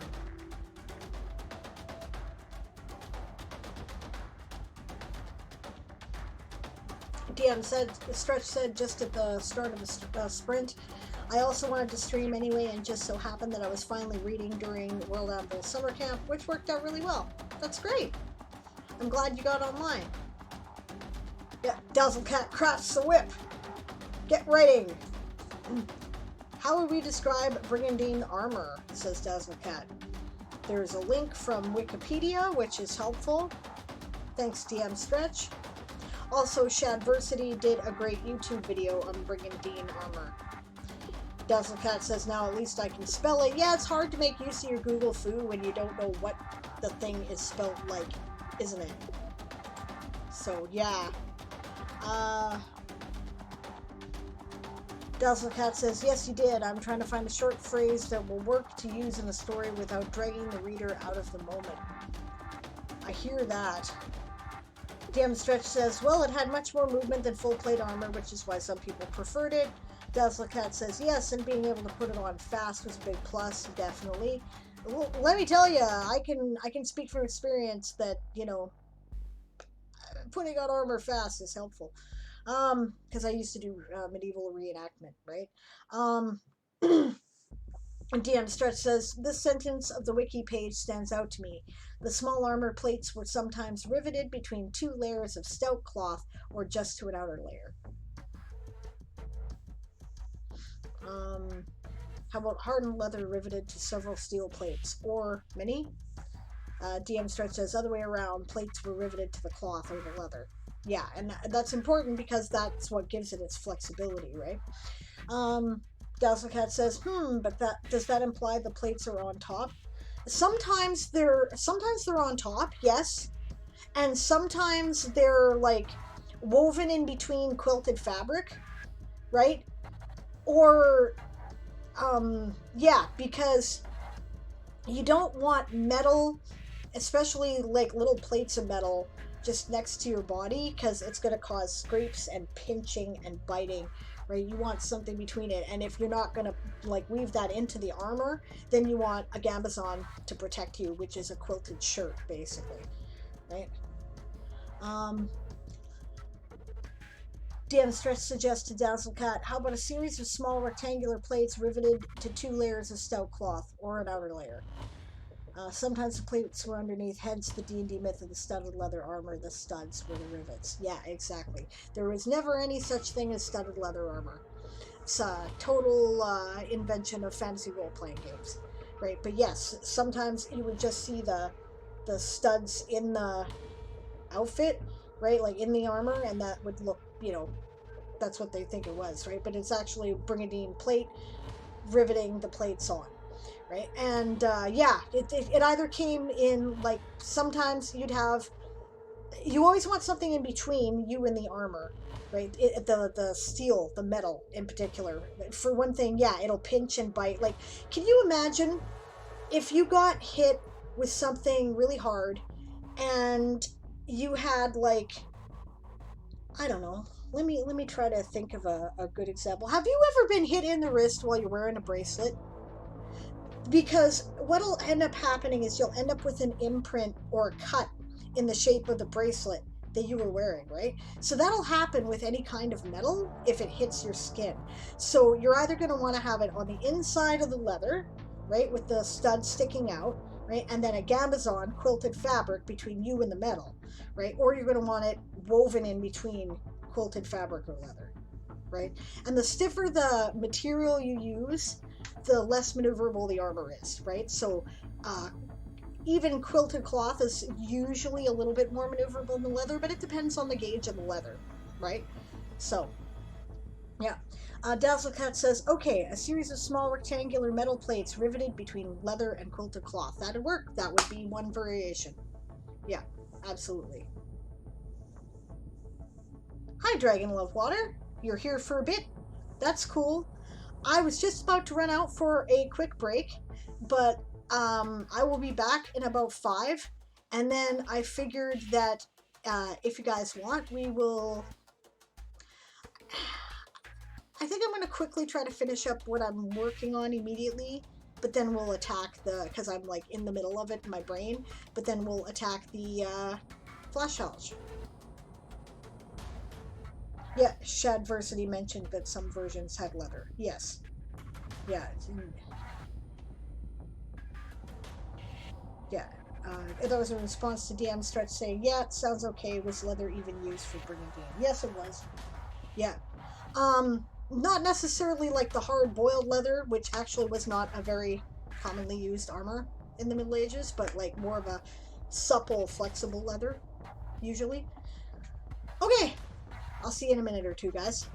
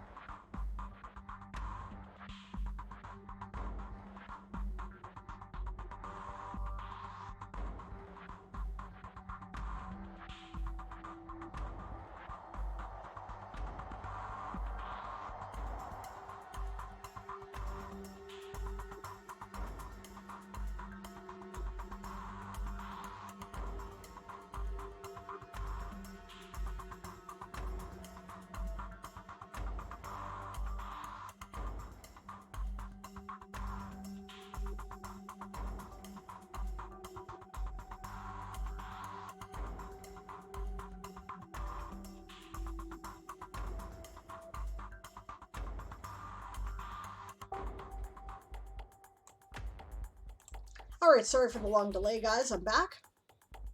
Looks like some really interesting conversation is going on in the chat about medieval armor, which is pretty awesome. Alright.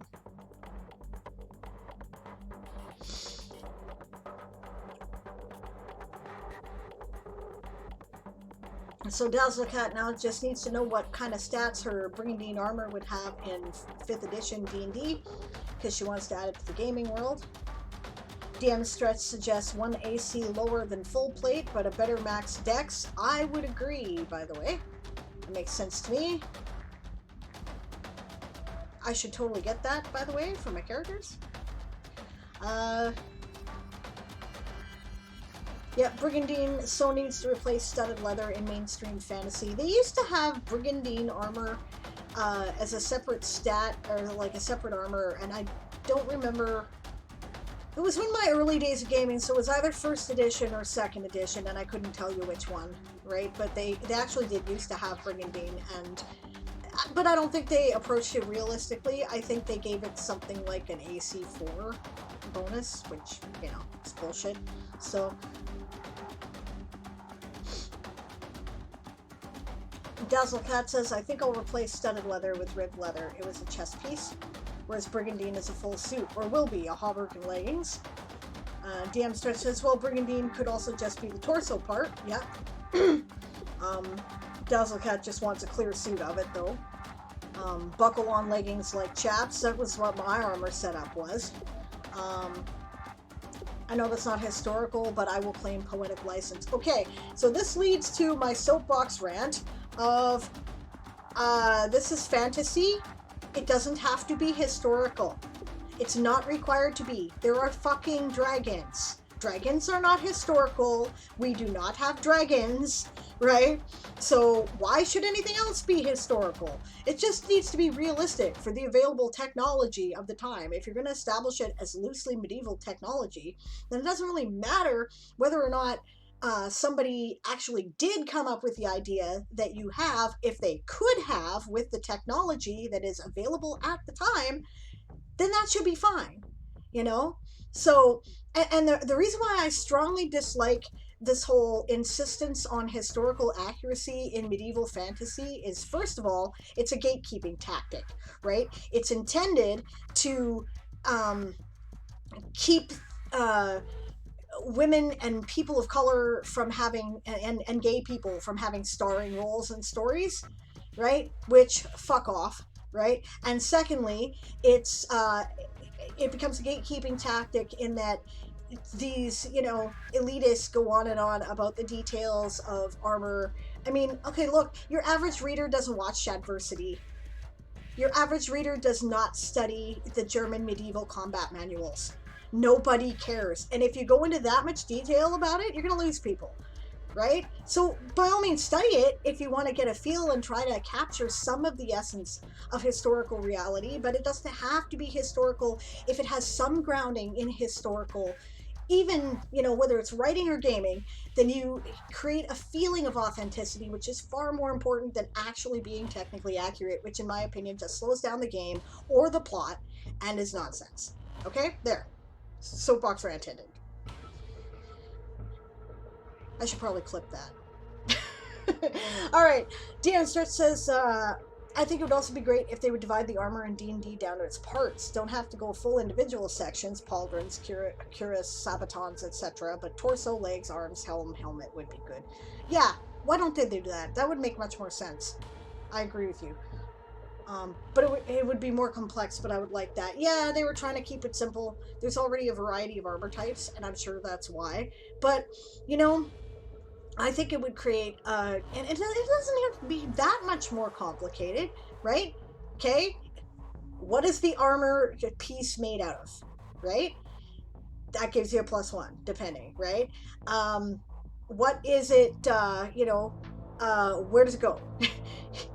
You know, there's only so much that you can do with different pieces of armor. So you'd have, like, it would mostly be based on the material that it's made with, right? You wouldn't have to worry about what style of armor it was, where it came from. Does it have steel on it, right? How much steel does it have on it?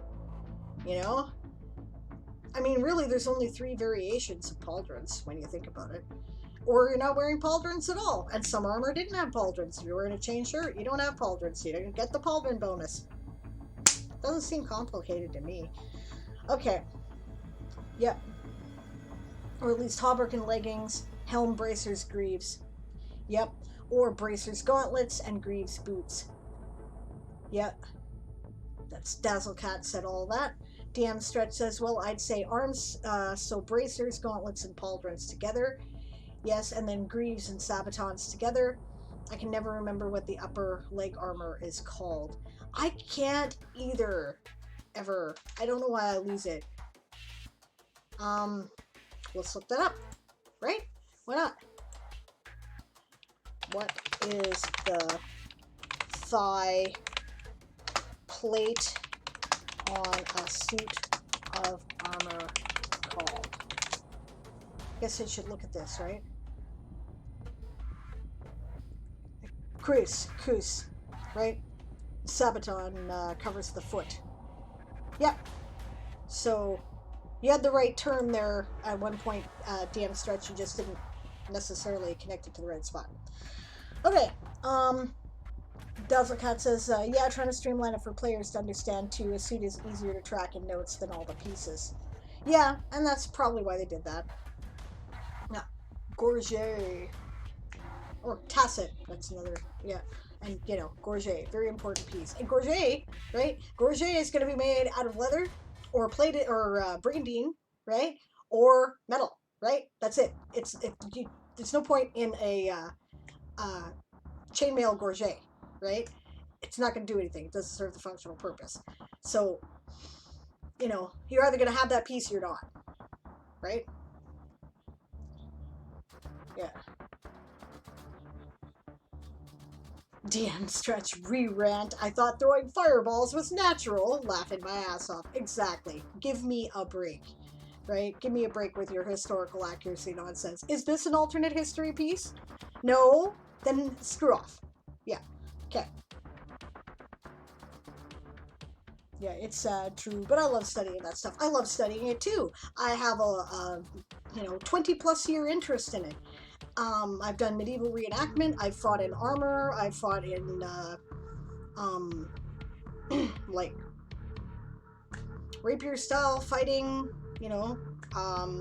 I do, like, some loose martial arts practice, eskrima, right? I'm not, hand-to-hand various arts. I'm not really serious about any of it. It's all kind of a loose hodgepodge of stuff, but I've tried it all and I find it really interesting, and I'm very keenly interested in the mechanics. One thing I do often when I'm plotting out a fight scene in my writing is when I run into a stickler about, okay, I can't visualize this, right? Then I get the guys in the house to go act it out for me, right? Or I consult them because they've been studying martial arts more formally than I have in many cases, and they have a better idea about it. But I have a better idea of medieval armored combat because I've done more of that. So, it's, I love it. And it's good to have at least a little bit of technical grounding, because then you sound like you know what you're talking about and it creates a feeling of authenticity. But you do not have to have, everything according to what the Norman French did. Like, give me a break. Yeah. Dragon Love Water says, I'm glad you agree, DM Stretch. Dragon Love Water says, I think we'll add a special process for refining leather to make it viable as armor, which would also explain why everyone doesn't run around in leather armor. The process makes it more expensive. Yeah, you know what? I've actually fought in boiled leather armor, and I liked it in many cases, but the primary reason why I liked it was not that it was more maneuverable than plate, because it's not, right? But that it is, it breathes better, so you don't get quite as hot, and that's important. You have more stamina when you're fighting in it. And now, granted, I wouldn't be using that if I expected to encounter pikes and sharp sword blades all the time, because that's why you have metal, is to distribute the pressure per square inch so that it doesn't pierce your skin. And leather is just another skin. It's not really going to do that. But when you're expecting to encounter, like, you know, blunt weapons, right? Then, you know, it can be pretty cool. But yeah, and people wore what they could afford, right? They always have this boiled leather stuff in movies too. No. Okay. Hey, Songbird, welcome. Nice to see you. How are you doing today? DM Stretch says, ooh, Eskrima, those sticks hurt. I have a pair. Yes, they do. I have had worse bruises. It is good. School was okay, says E Songbird. More meetings, got the skeleton in my classroom done, so that's nice. That is good. I sympathize with you. I sympathize with anybody with school-age kids and with all teachers right now as different areas try their best to figure out what the hell they're going to do. It's so hard. I don't even, you know, the convention goers have figured it out. They're putting all the conventions online, which is excellent. So, roar, says Author Goddess. Hello, welcome, nice to see you. 2 kids in school, fuck my life. Yeah, I hear ya. I hear ya. Yeah, I don't know what the hell I would do. I would do some form of homeschooling, but I would be really kind of pissed off about it. You know, I don't know. Provided I could afford it, right? Provided I could take the time off work to, or, you know, cobble out enough time for my job to do it. Which is, yeah, a nightmare. DM Stretch says, the amount of times I got my knuckles caught between my Eskrima and the other person's. Ow, yeah, that's a bitch, isn't it? You're like, oh,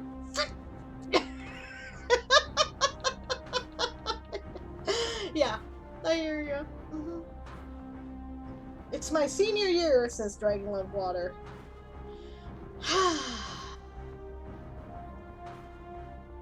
Well, you're going to have one of the most unique proms ever.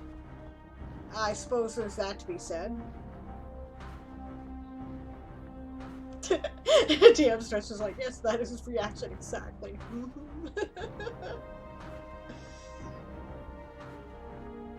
Yeah, then there is college, provided you can afford to go to college, which is, you know, always a question.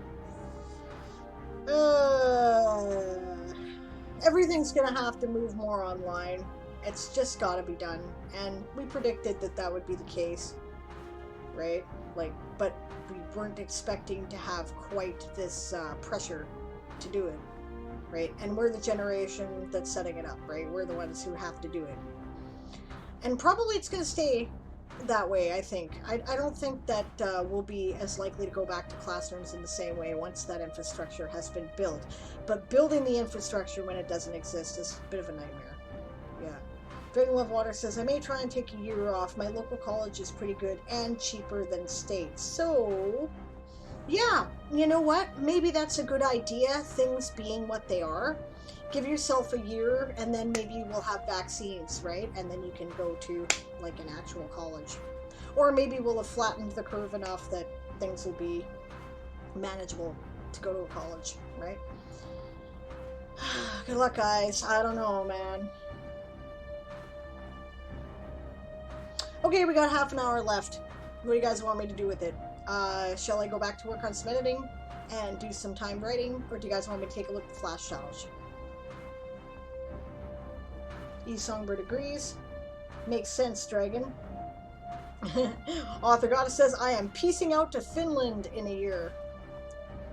Congratulations and good luck. I know that, you know, through World Anvil, I now know a lot of Scandinavians. So, you know, it sounds like I might move there if, you know, things weren't what they were. Okay. Dragon Love Water says, I'm also probably just working through the first core classes, take a history and math class that I'd have to do no matter what I chose to do. Dazzler Cat says, get your work done. But Dragon Love Water has redeemed, get an edit. Okay. And E Songbird says, "Ooh, Flash challenge. This challenge feels like Elven choose to my setting, but I am curious to see what other people do with it." And then E Songbird said, "In that case, do Community College Dragon and Hydrate check from Author Goddess. Thank you."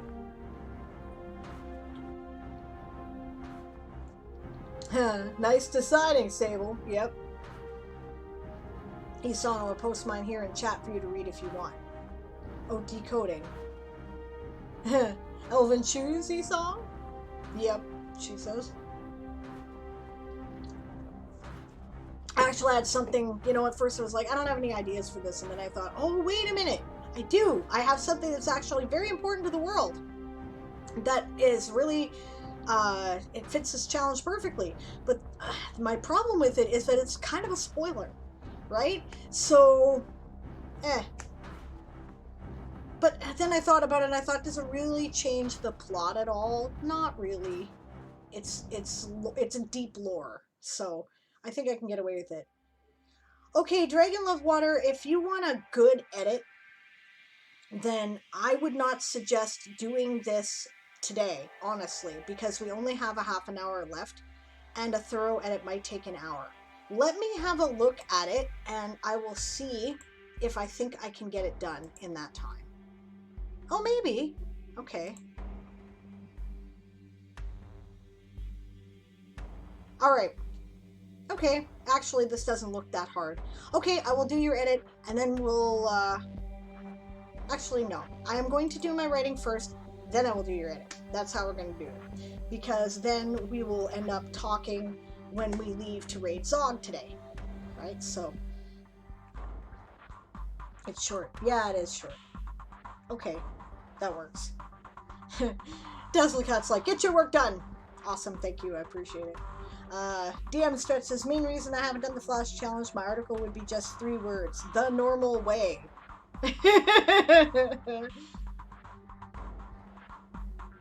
Yeah. There we go. Okay, so E-Song will take a look at the article when she can. Fair enough. But she is definitely interested. I am too. I will probably check it out if you put it in E-Song's Discord as well. So, yeah. Okay. So I just got totally derailed with what I'm doing. Pollination doesn't have to be one thing in particular, right?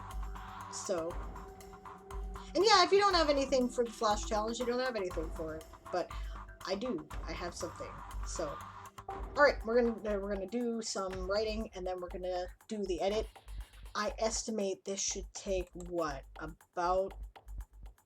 I mean, it doesn't look like you have a lot of obvious mistakes, and it's short, so I'll estimate it 10 minutes to do that. So I think I will do a 15-minute writing sprint. That's what we'll do. All right, and we're off.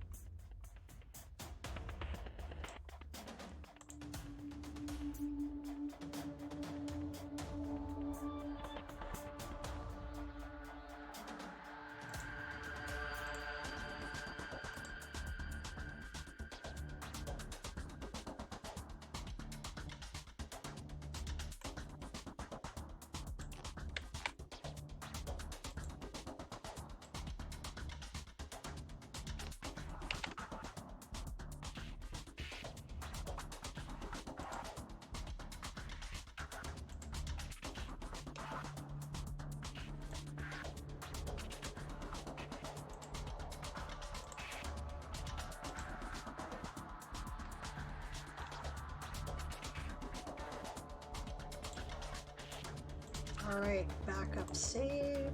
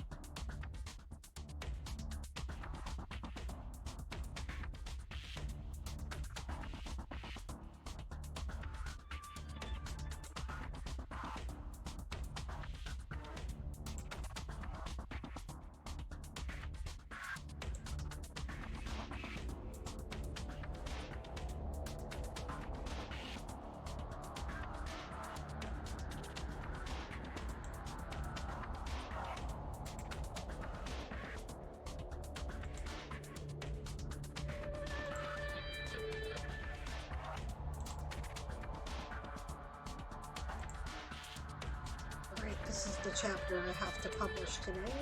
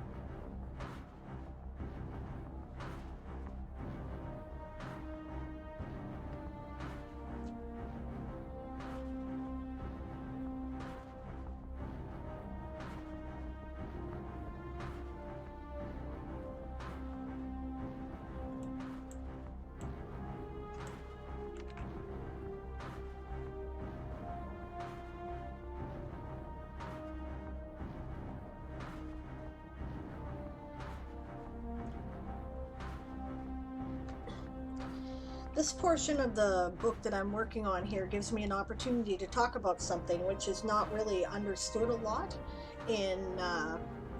by many writers, and that is the concept of head hopping, right? Because I do a lot of it in this draft, and it's important for me that's one of the things I'm trying to take out. But the thing is, it's confusing for the reader when you jump between points of view in a particular scene. You should stick in one character's perspective, and the answer to which one generally depends on which one is, whose reaction is most important, right? So you can have an outside observer, and that can change within, different scenes in the book. Like, for example, right? This is the first scene of chapter 10, which I went back to because this is the chapter I have to publish today. Right? And this is important information that's going on regarding the storyline, but the protagonist is not there, right? So I have to relay it through secondary characters, and it's important to have their point of view. I chose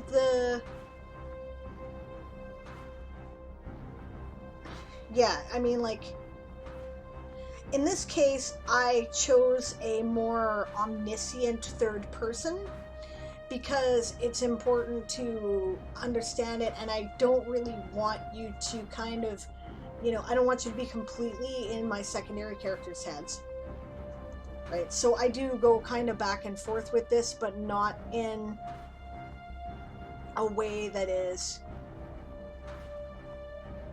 like, and even then I choose one person's point of view. In this case, it's the captain, Captain Holland, right? It's generally described from his perspective of Blackjack's reactions.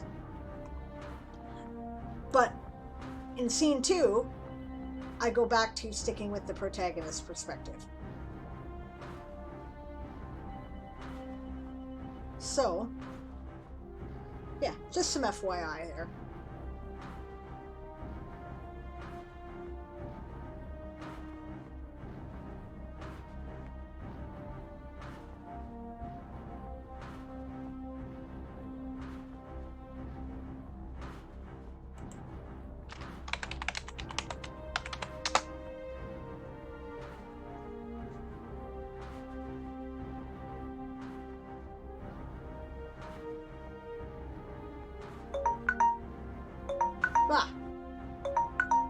And that's time.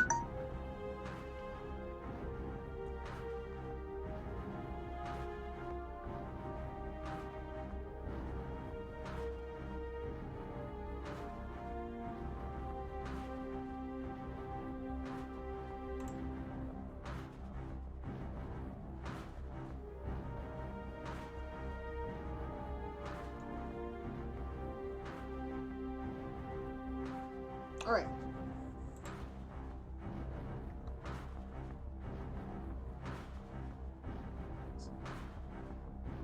We had quite the conversation while I was busy, didn't we? Okay.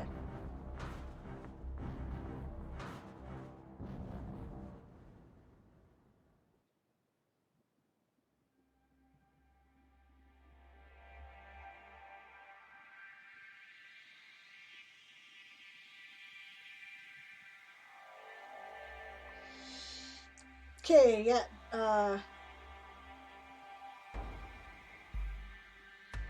Also, the link to Dazzlecat's article is in the blog challenge comments since she already submitted it. It's short, no fancy pics. Dragon Love Water says, wasn't there a guide on creating a good meta article to describe your world? And by the way, if you were writing and were editing or whatever, let me know how you did. Yes, there was. Do I know where it is? I can't find it. I did. Let's see. I think that's in the Discord. It might be a pinned message in the Cow Masterclass.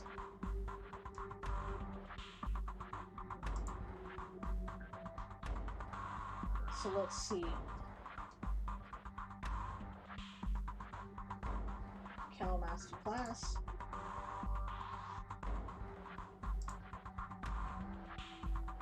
Yes.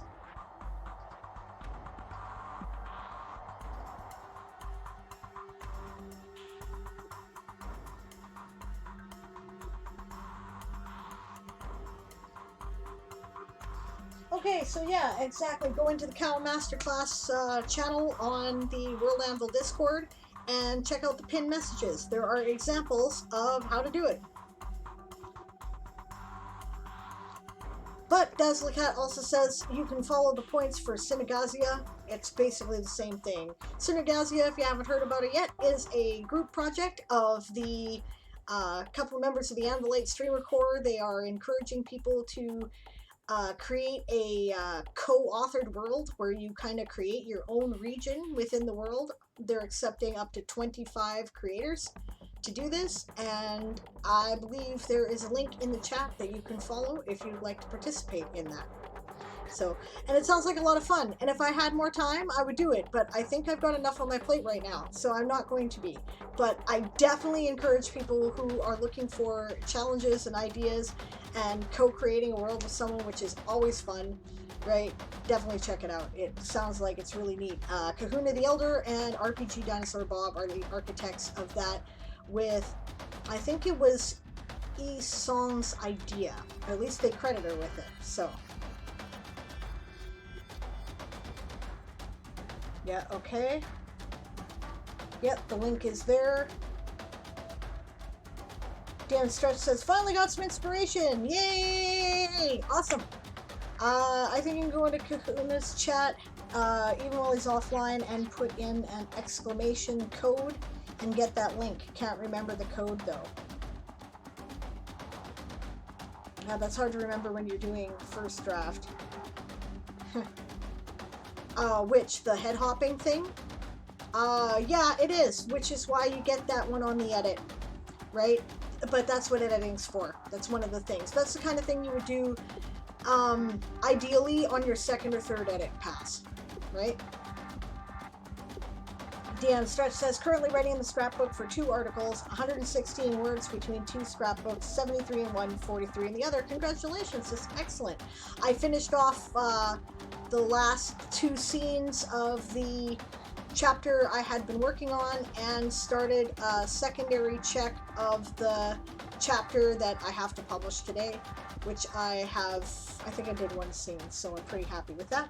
Can I look at the article now? Yep, I sure can. We'll do it now. Desert of Reba. Alternative names: Drylands, Desert of Voices. Oh, you can't see. Oh, there we go. You might want to read along. Do you guys need the link again, by the way, so you can follow? I will do that. It's something that we should try to remember to do. People join and leave the chat at different times, and those of us who read articles sometimes just start reading them and we don't pay attention to the fact that the link to it was back at the beginning of the chat 3 hours ago. So, okay. Alternative names: Drylands, Desert of Voices. Location under Avermundi. Owning organization Ribanez. I'm not going to chase down the links right now. Amid the shifting sands roam the wise and crafty. Though the desert sun is harsh and unforgiving, the sand has knowledge. It reveals the paths of beasts that know where water lays and hides wanderers from cold, hungry eyes. I think you need a comma in there.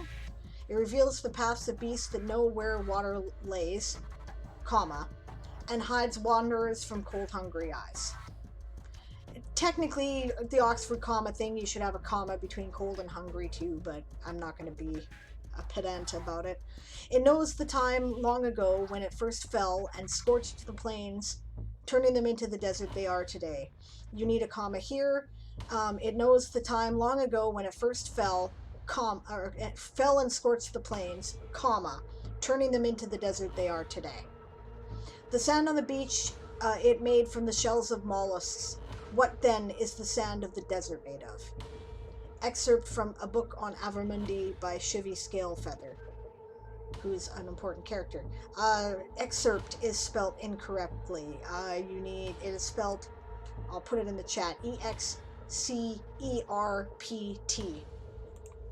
So,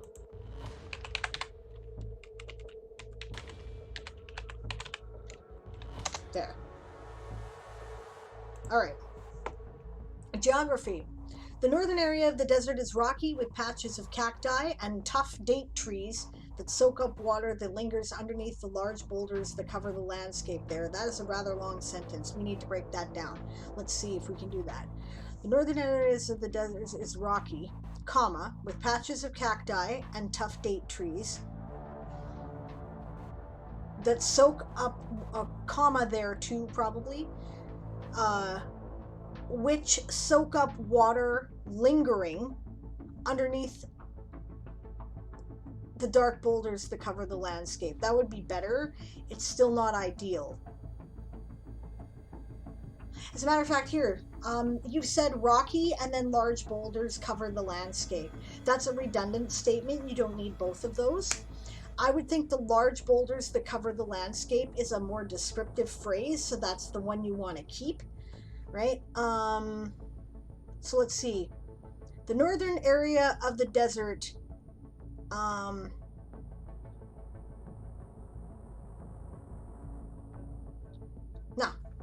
patches of cacti and tough date trees soak up water that lingers underneath the large boulders covering the northern desert. How's that?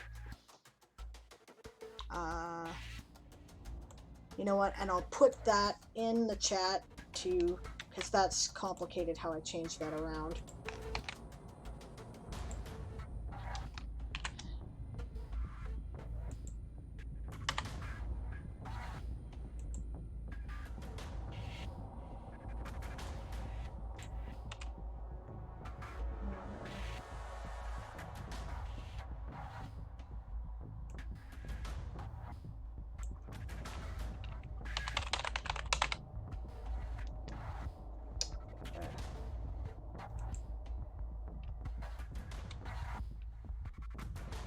Thanks for putting that away, she says, or putting that in chat. I'm putting things away and can't really take notes.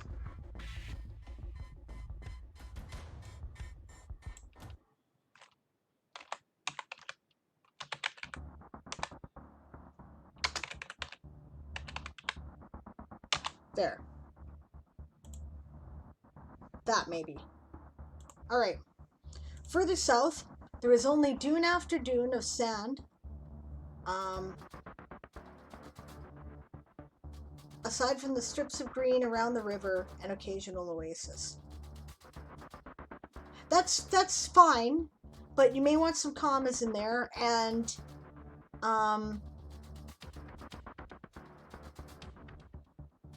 instead of aside from, may I suggest broken by, because it's a bit stronger. I mean, if that's not your style, ignore my suggestion, and that's totally cool. Further south, comma, there is only dune after dune of sand, which I like the image of, by the way, comma, broken by, spelled broken correctly, broken by strips of green around the river and an occasional oasis. There you go.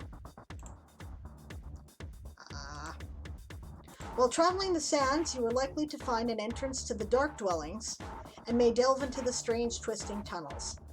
Golden yellow is the most common sand color, but sometimes a fierce wind will pick up and stir the ground, revealing a hidden layer of coarse, glittering sand in exotic colors. That's neat. You got the wrong course there. You're looking for this course.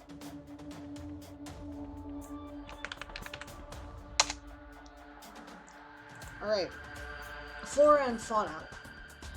To the north, in the rocks and crags, grows a large amount of cactus and hardy desert trees and bushes such as dates.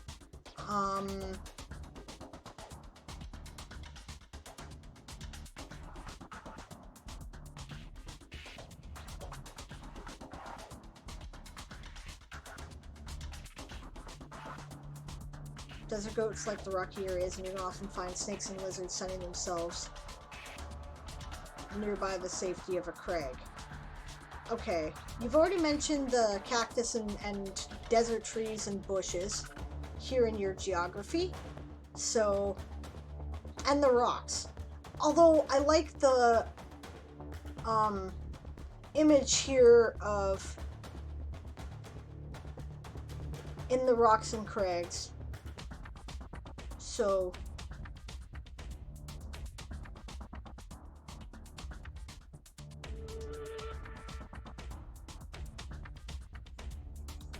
you know what? You can probably save yourself. Are you trying to cut a word count with this at all? Because you could, right? Because you kind of got a redundant statement here. And despite the fact that I rewrote that first sentence a bit, maybe it would be better to say,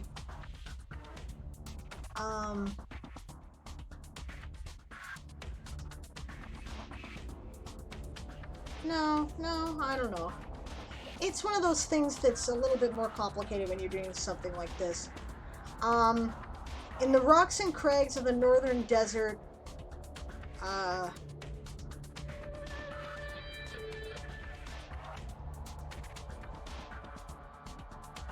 variety of cacti, hardy desert trees, and bushes such as dates flourish. How about?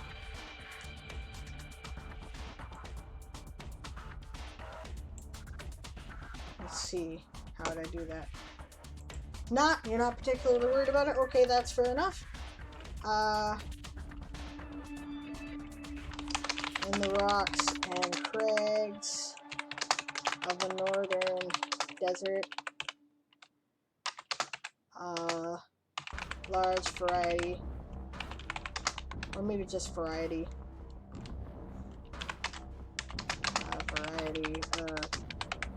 cacti, hardy desert trees, and bushes such as dates flourish. Okay? Desert goats like the rocky areas, and you can often find snakes and lizards sunning themselves, I'd say near to rather than nearby, near to the safety of a crag. Hey, Dinosaur Bob! How doing? You're coming in kind of right at the end of the stream here. We're doing an edit for Dragon Love Water, and then we're going to go off and raid Zog if he's live. So, in more southern areas, you will find, right? You shouldn't say you find, right? Because you've got kind of a different, it's a different tense. But anyway, yeah. You will find an absence of plants.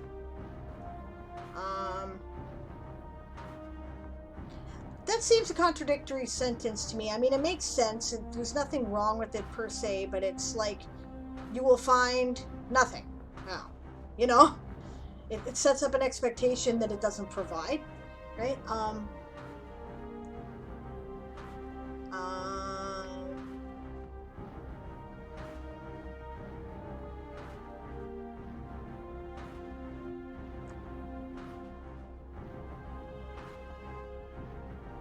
The southern desert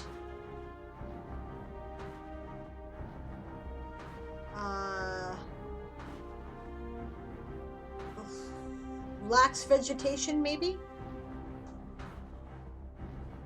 And then a new sentence, right?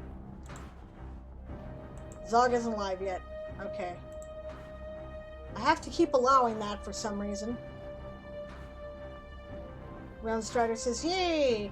I lucked out and got in time for you, Sable. Well, hello! You're kind of right at the end, but...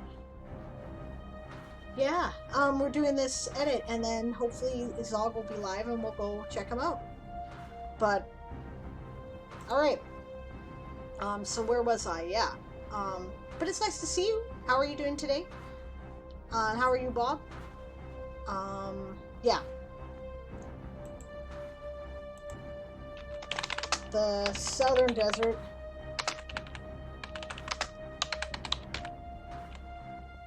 lacks the vegetation of the north. Period. Okay, and then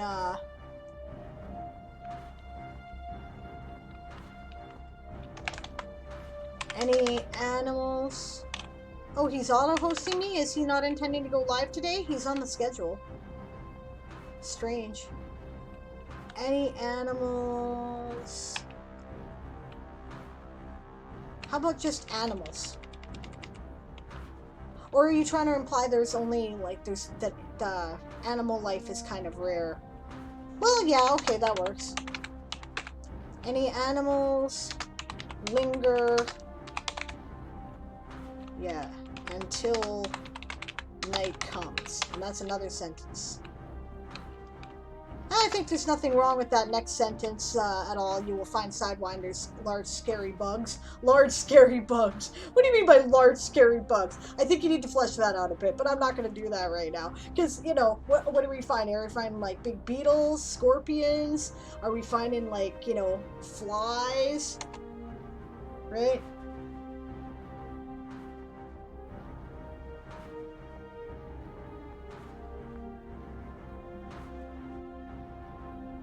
Oh, lovely.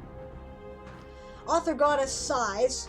Just got a call that a student tested positive for COVID-19 and had primary or secondary contact with students from every HS, I don't know what you mean by HS, in the district.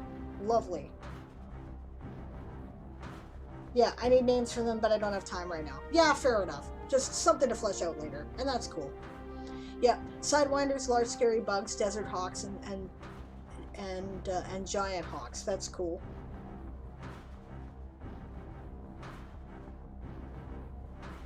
Ah, okay. Bob says he's in the Pensacola region. His base may be on hurricane alert. Yeah, that's probably true, isn't it? You know, he was talking about hurricane preparations, so high school. Oh, Jesus. HS. Every high school in the district.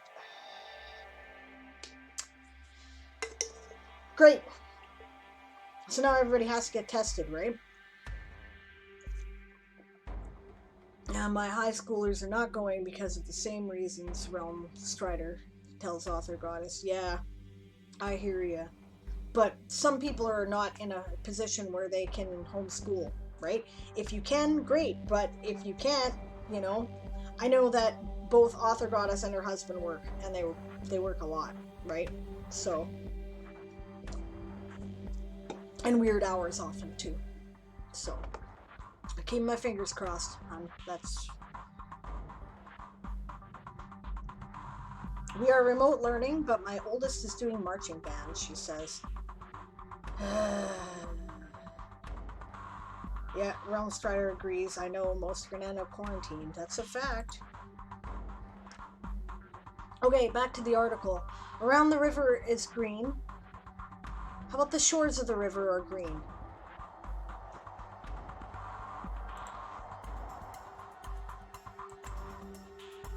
Yeah. Bob says he's out of direct range, speaking of Zog and his base, but his base may be on standby for support rescue operations. Fair enough. Yeah. Okay, so the shores of the river are green and covered in grass and reeds. So just carry on with the rest of that sentence, I would suggest. In and around the water, you will find a variety of animals, including skiff goose. Nice. I don't know what a skiff goose is. Okay. Ibis, crocodiles, hippopotami. It's hippopotami, isn't it? Or hippopotamuses. One of the two. Snakes, lizards, and many kinds of fish. That is cool. So basically, Egypt. Gotcha. Natural resources. The rare, brightly colored sand is manufactured into valuable glass that is shipped all over Avermundi. That's neat. I'm sure you're aware, because you probably got it from there, that there's similar stuff like the remains of meteorites, melted glass in Egypt, and the results of that were jewels that were used in things like pharaoh death masks and whatnot. So, yeah, I find that fascinating. Dates are grown and shipped off as a kind of sweetener, along with chewy dried figs. Dates are processed into a kind of sweetener? Perhaps?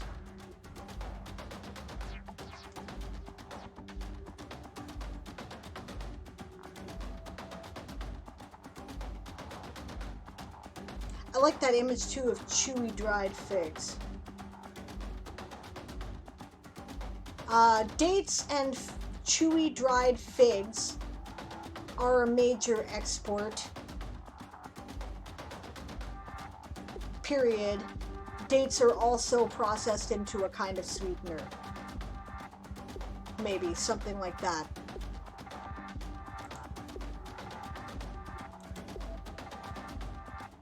Oop, you lost me? I hate sprint? Okay.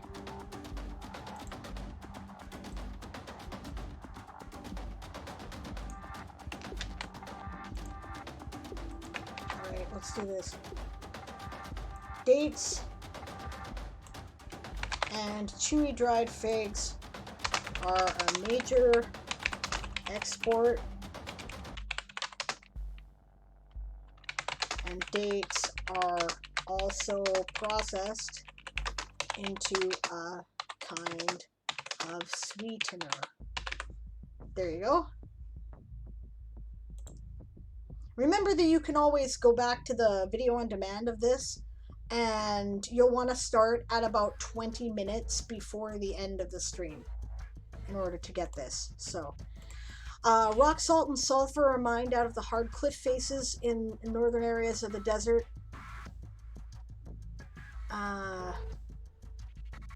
And find a place on the shelves of magicians and tinkers. Yeah, rock salt and sulfur are mined out of the hard cliff faces in northern areas of the desert. To find a place on the shelves of magicians and tinkers, perhaps? And probably comma after desert. So, mined out of the hard cliff faces in northern areas of the desert, comma, to find a place on the shelves of magicians and tinkers. Occasionally, mercurium will bubble up from the ground in places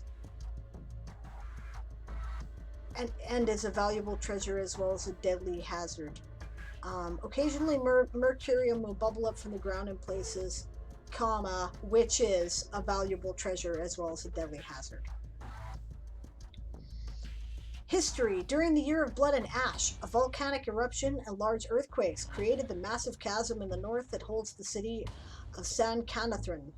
Not much is known about the condition of the desert long ago. Period. Next sentence. The only piece of history that remained, I'll say, or related to it. No, that's fine. Yeah, the only piece of history related to it is a legend about how a group of gargantuan beings fell there and their bodies made the sands. Cool. Okay. Yeah, so just break this up into 2 sentences. Not much is known about the condition of the desert long ago, period. Right? The only piece of history related to it, etc. In a grain of sand. When one wanders the sand for a while, they may find that it shifts against the wind or morphs under their feet like a living thing. Perhaps there is more to the old legends than one might think. That's neat. I like that. Of course, I know that's a feature of the desert, but hey, people don't know that, and maybe it is, right? That's the cool thing about fantasy. Tourism. The desert of Reba is popular with treasure hunters and scholars alike. This should be 1 sentence, right? Because this is actually an incomplete sentence that starts here with for its dry climate. So, yeah, for its dry climate that preserves manuscripts and for the deep sand that covers artifacts from ages past. I would do it like this. Right, so I'll set that up in the chat.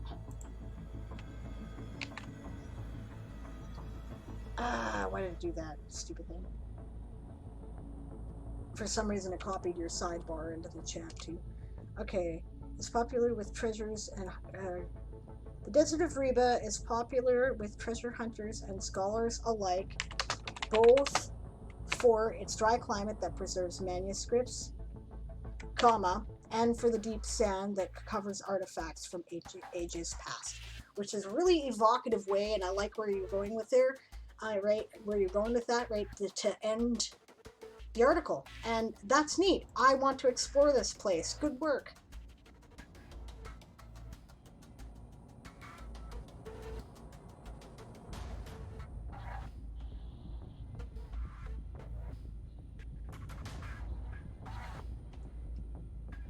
All right. Comment from Coffee Quills. Loved your idea of the sparkling sands being made into valuable glasses. I really like that idea too.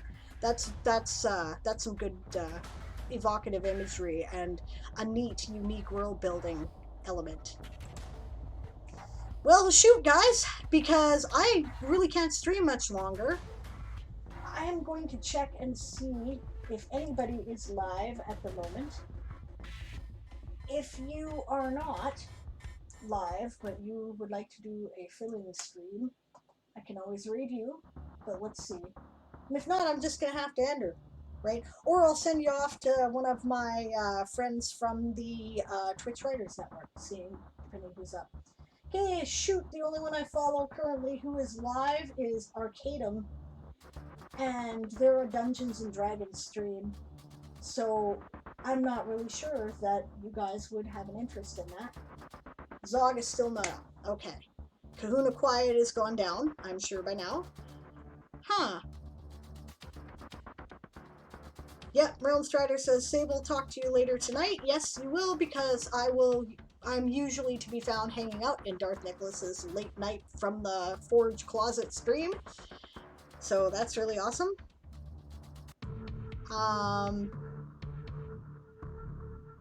There's a small video game streamer that is nice. What do you guys want to do? You guys want to go see Arcadum, or do you want to do a video game streamer? Right? If anybody feels like going live, we'll go to where you are. That's totally fine.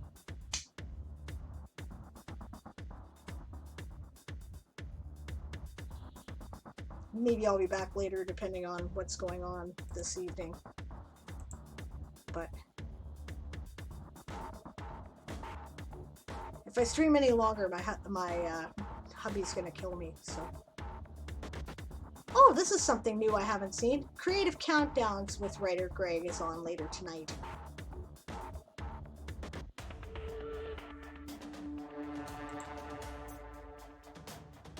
Sounds like fun.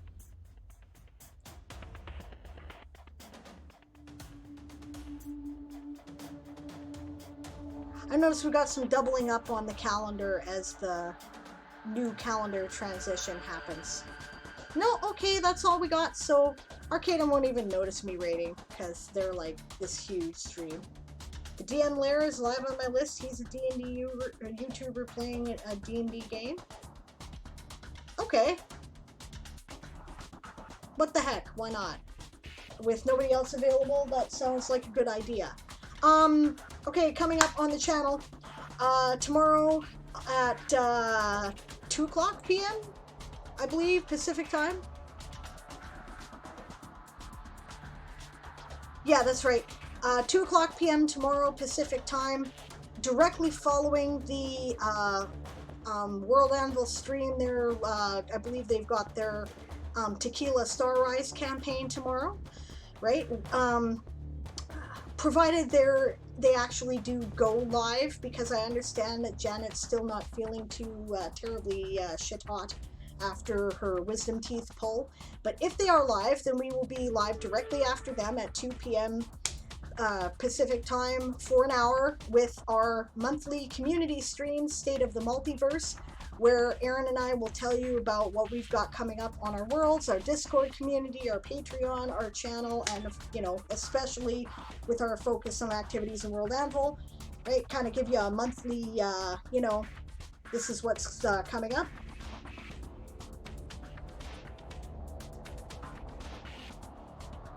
All right. So, yeah, so join us for that tomorrow. Then on Friday, Aaron is back with Ask an Old GM at 1 p.m. Pacific. And, yeah. And on Sunday, I'll be back with Sable's World Forge, also at 1 p.m. Pacific. Right. So don't miss our community update tomorrow. It's a lot of fun. And, you know, you can ask us questions about stuff that we don't normally discuss in streams. And depending on what goes on, you know, you never know, might be, there's some stuff that's almost happening in terms of goals, and if they do, there might be a raffle. So, just say it. And I can't guarantee. Alright, so looking at the stream schedule, Songbird is going to take the hour before Greg. Okay, see you, Dragon Love Water, thanks for coming. Does anybody want to take over in an hour if DM Stretch fills the next hour? Well, let's just a second here, because the hour before Greg, how long do we have before Greg comes on? I mean, no pressure, right? Just gotta end the stream if we're gonna end the stream, so, but. Okay, no, it's like, we got an hour space in there, right? Yeah.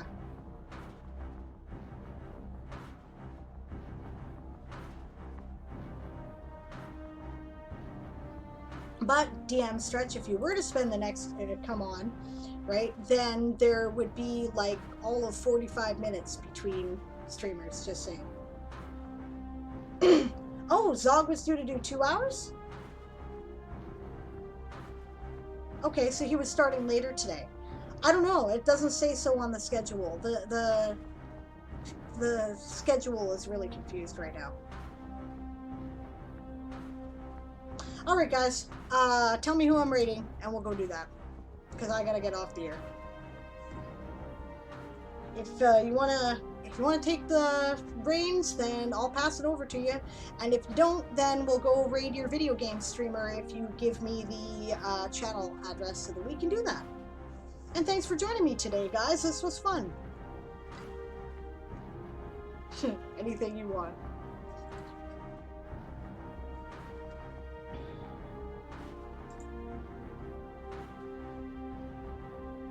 DM Lair gets my vote. Okay. And that's the address, DM Lair. I'll save my idea for Friday. Fair enough. Alright, guys. Have a good evening. Keep an eye on the, you know, notifications just to see if Zog does go up.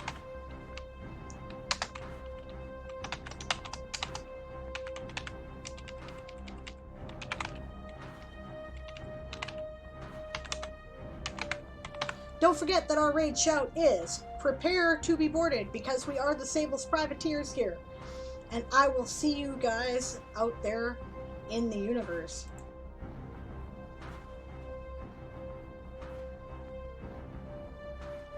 4, 3, 2,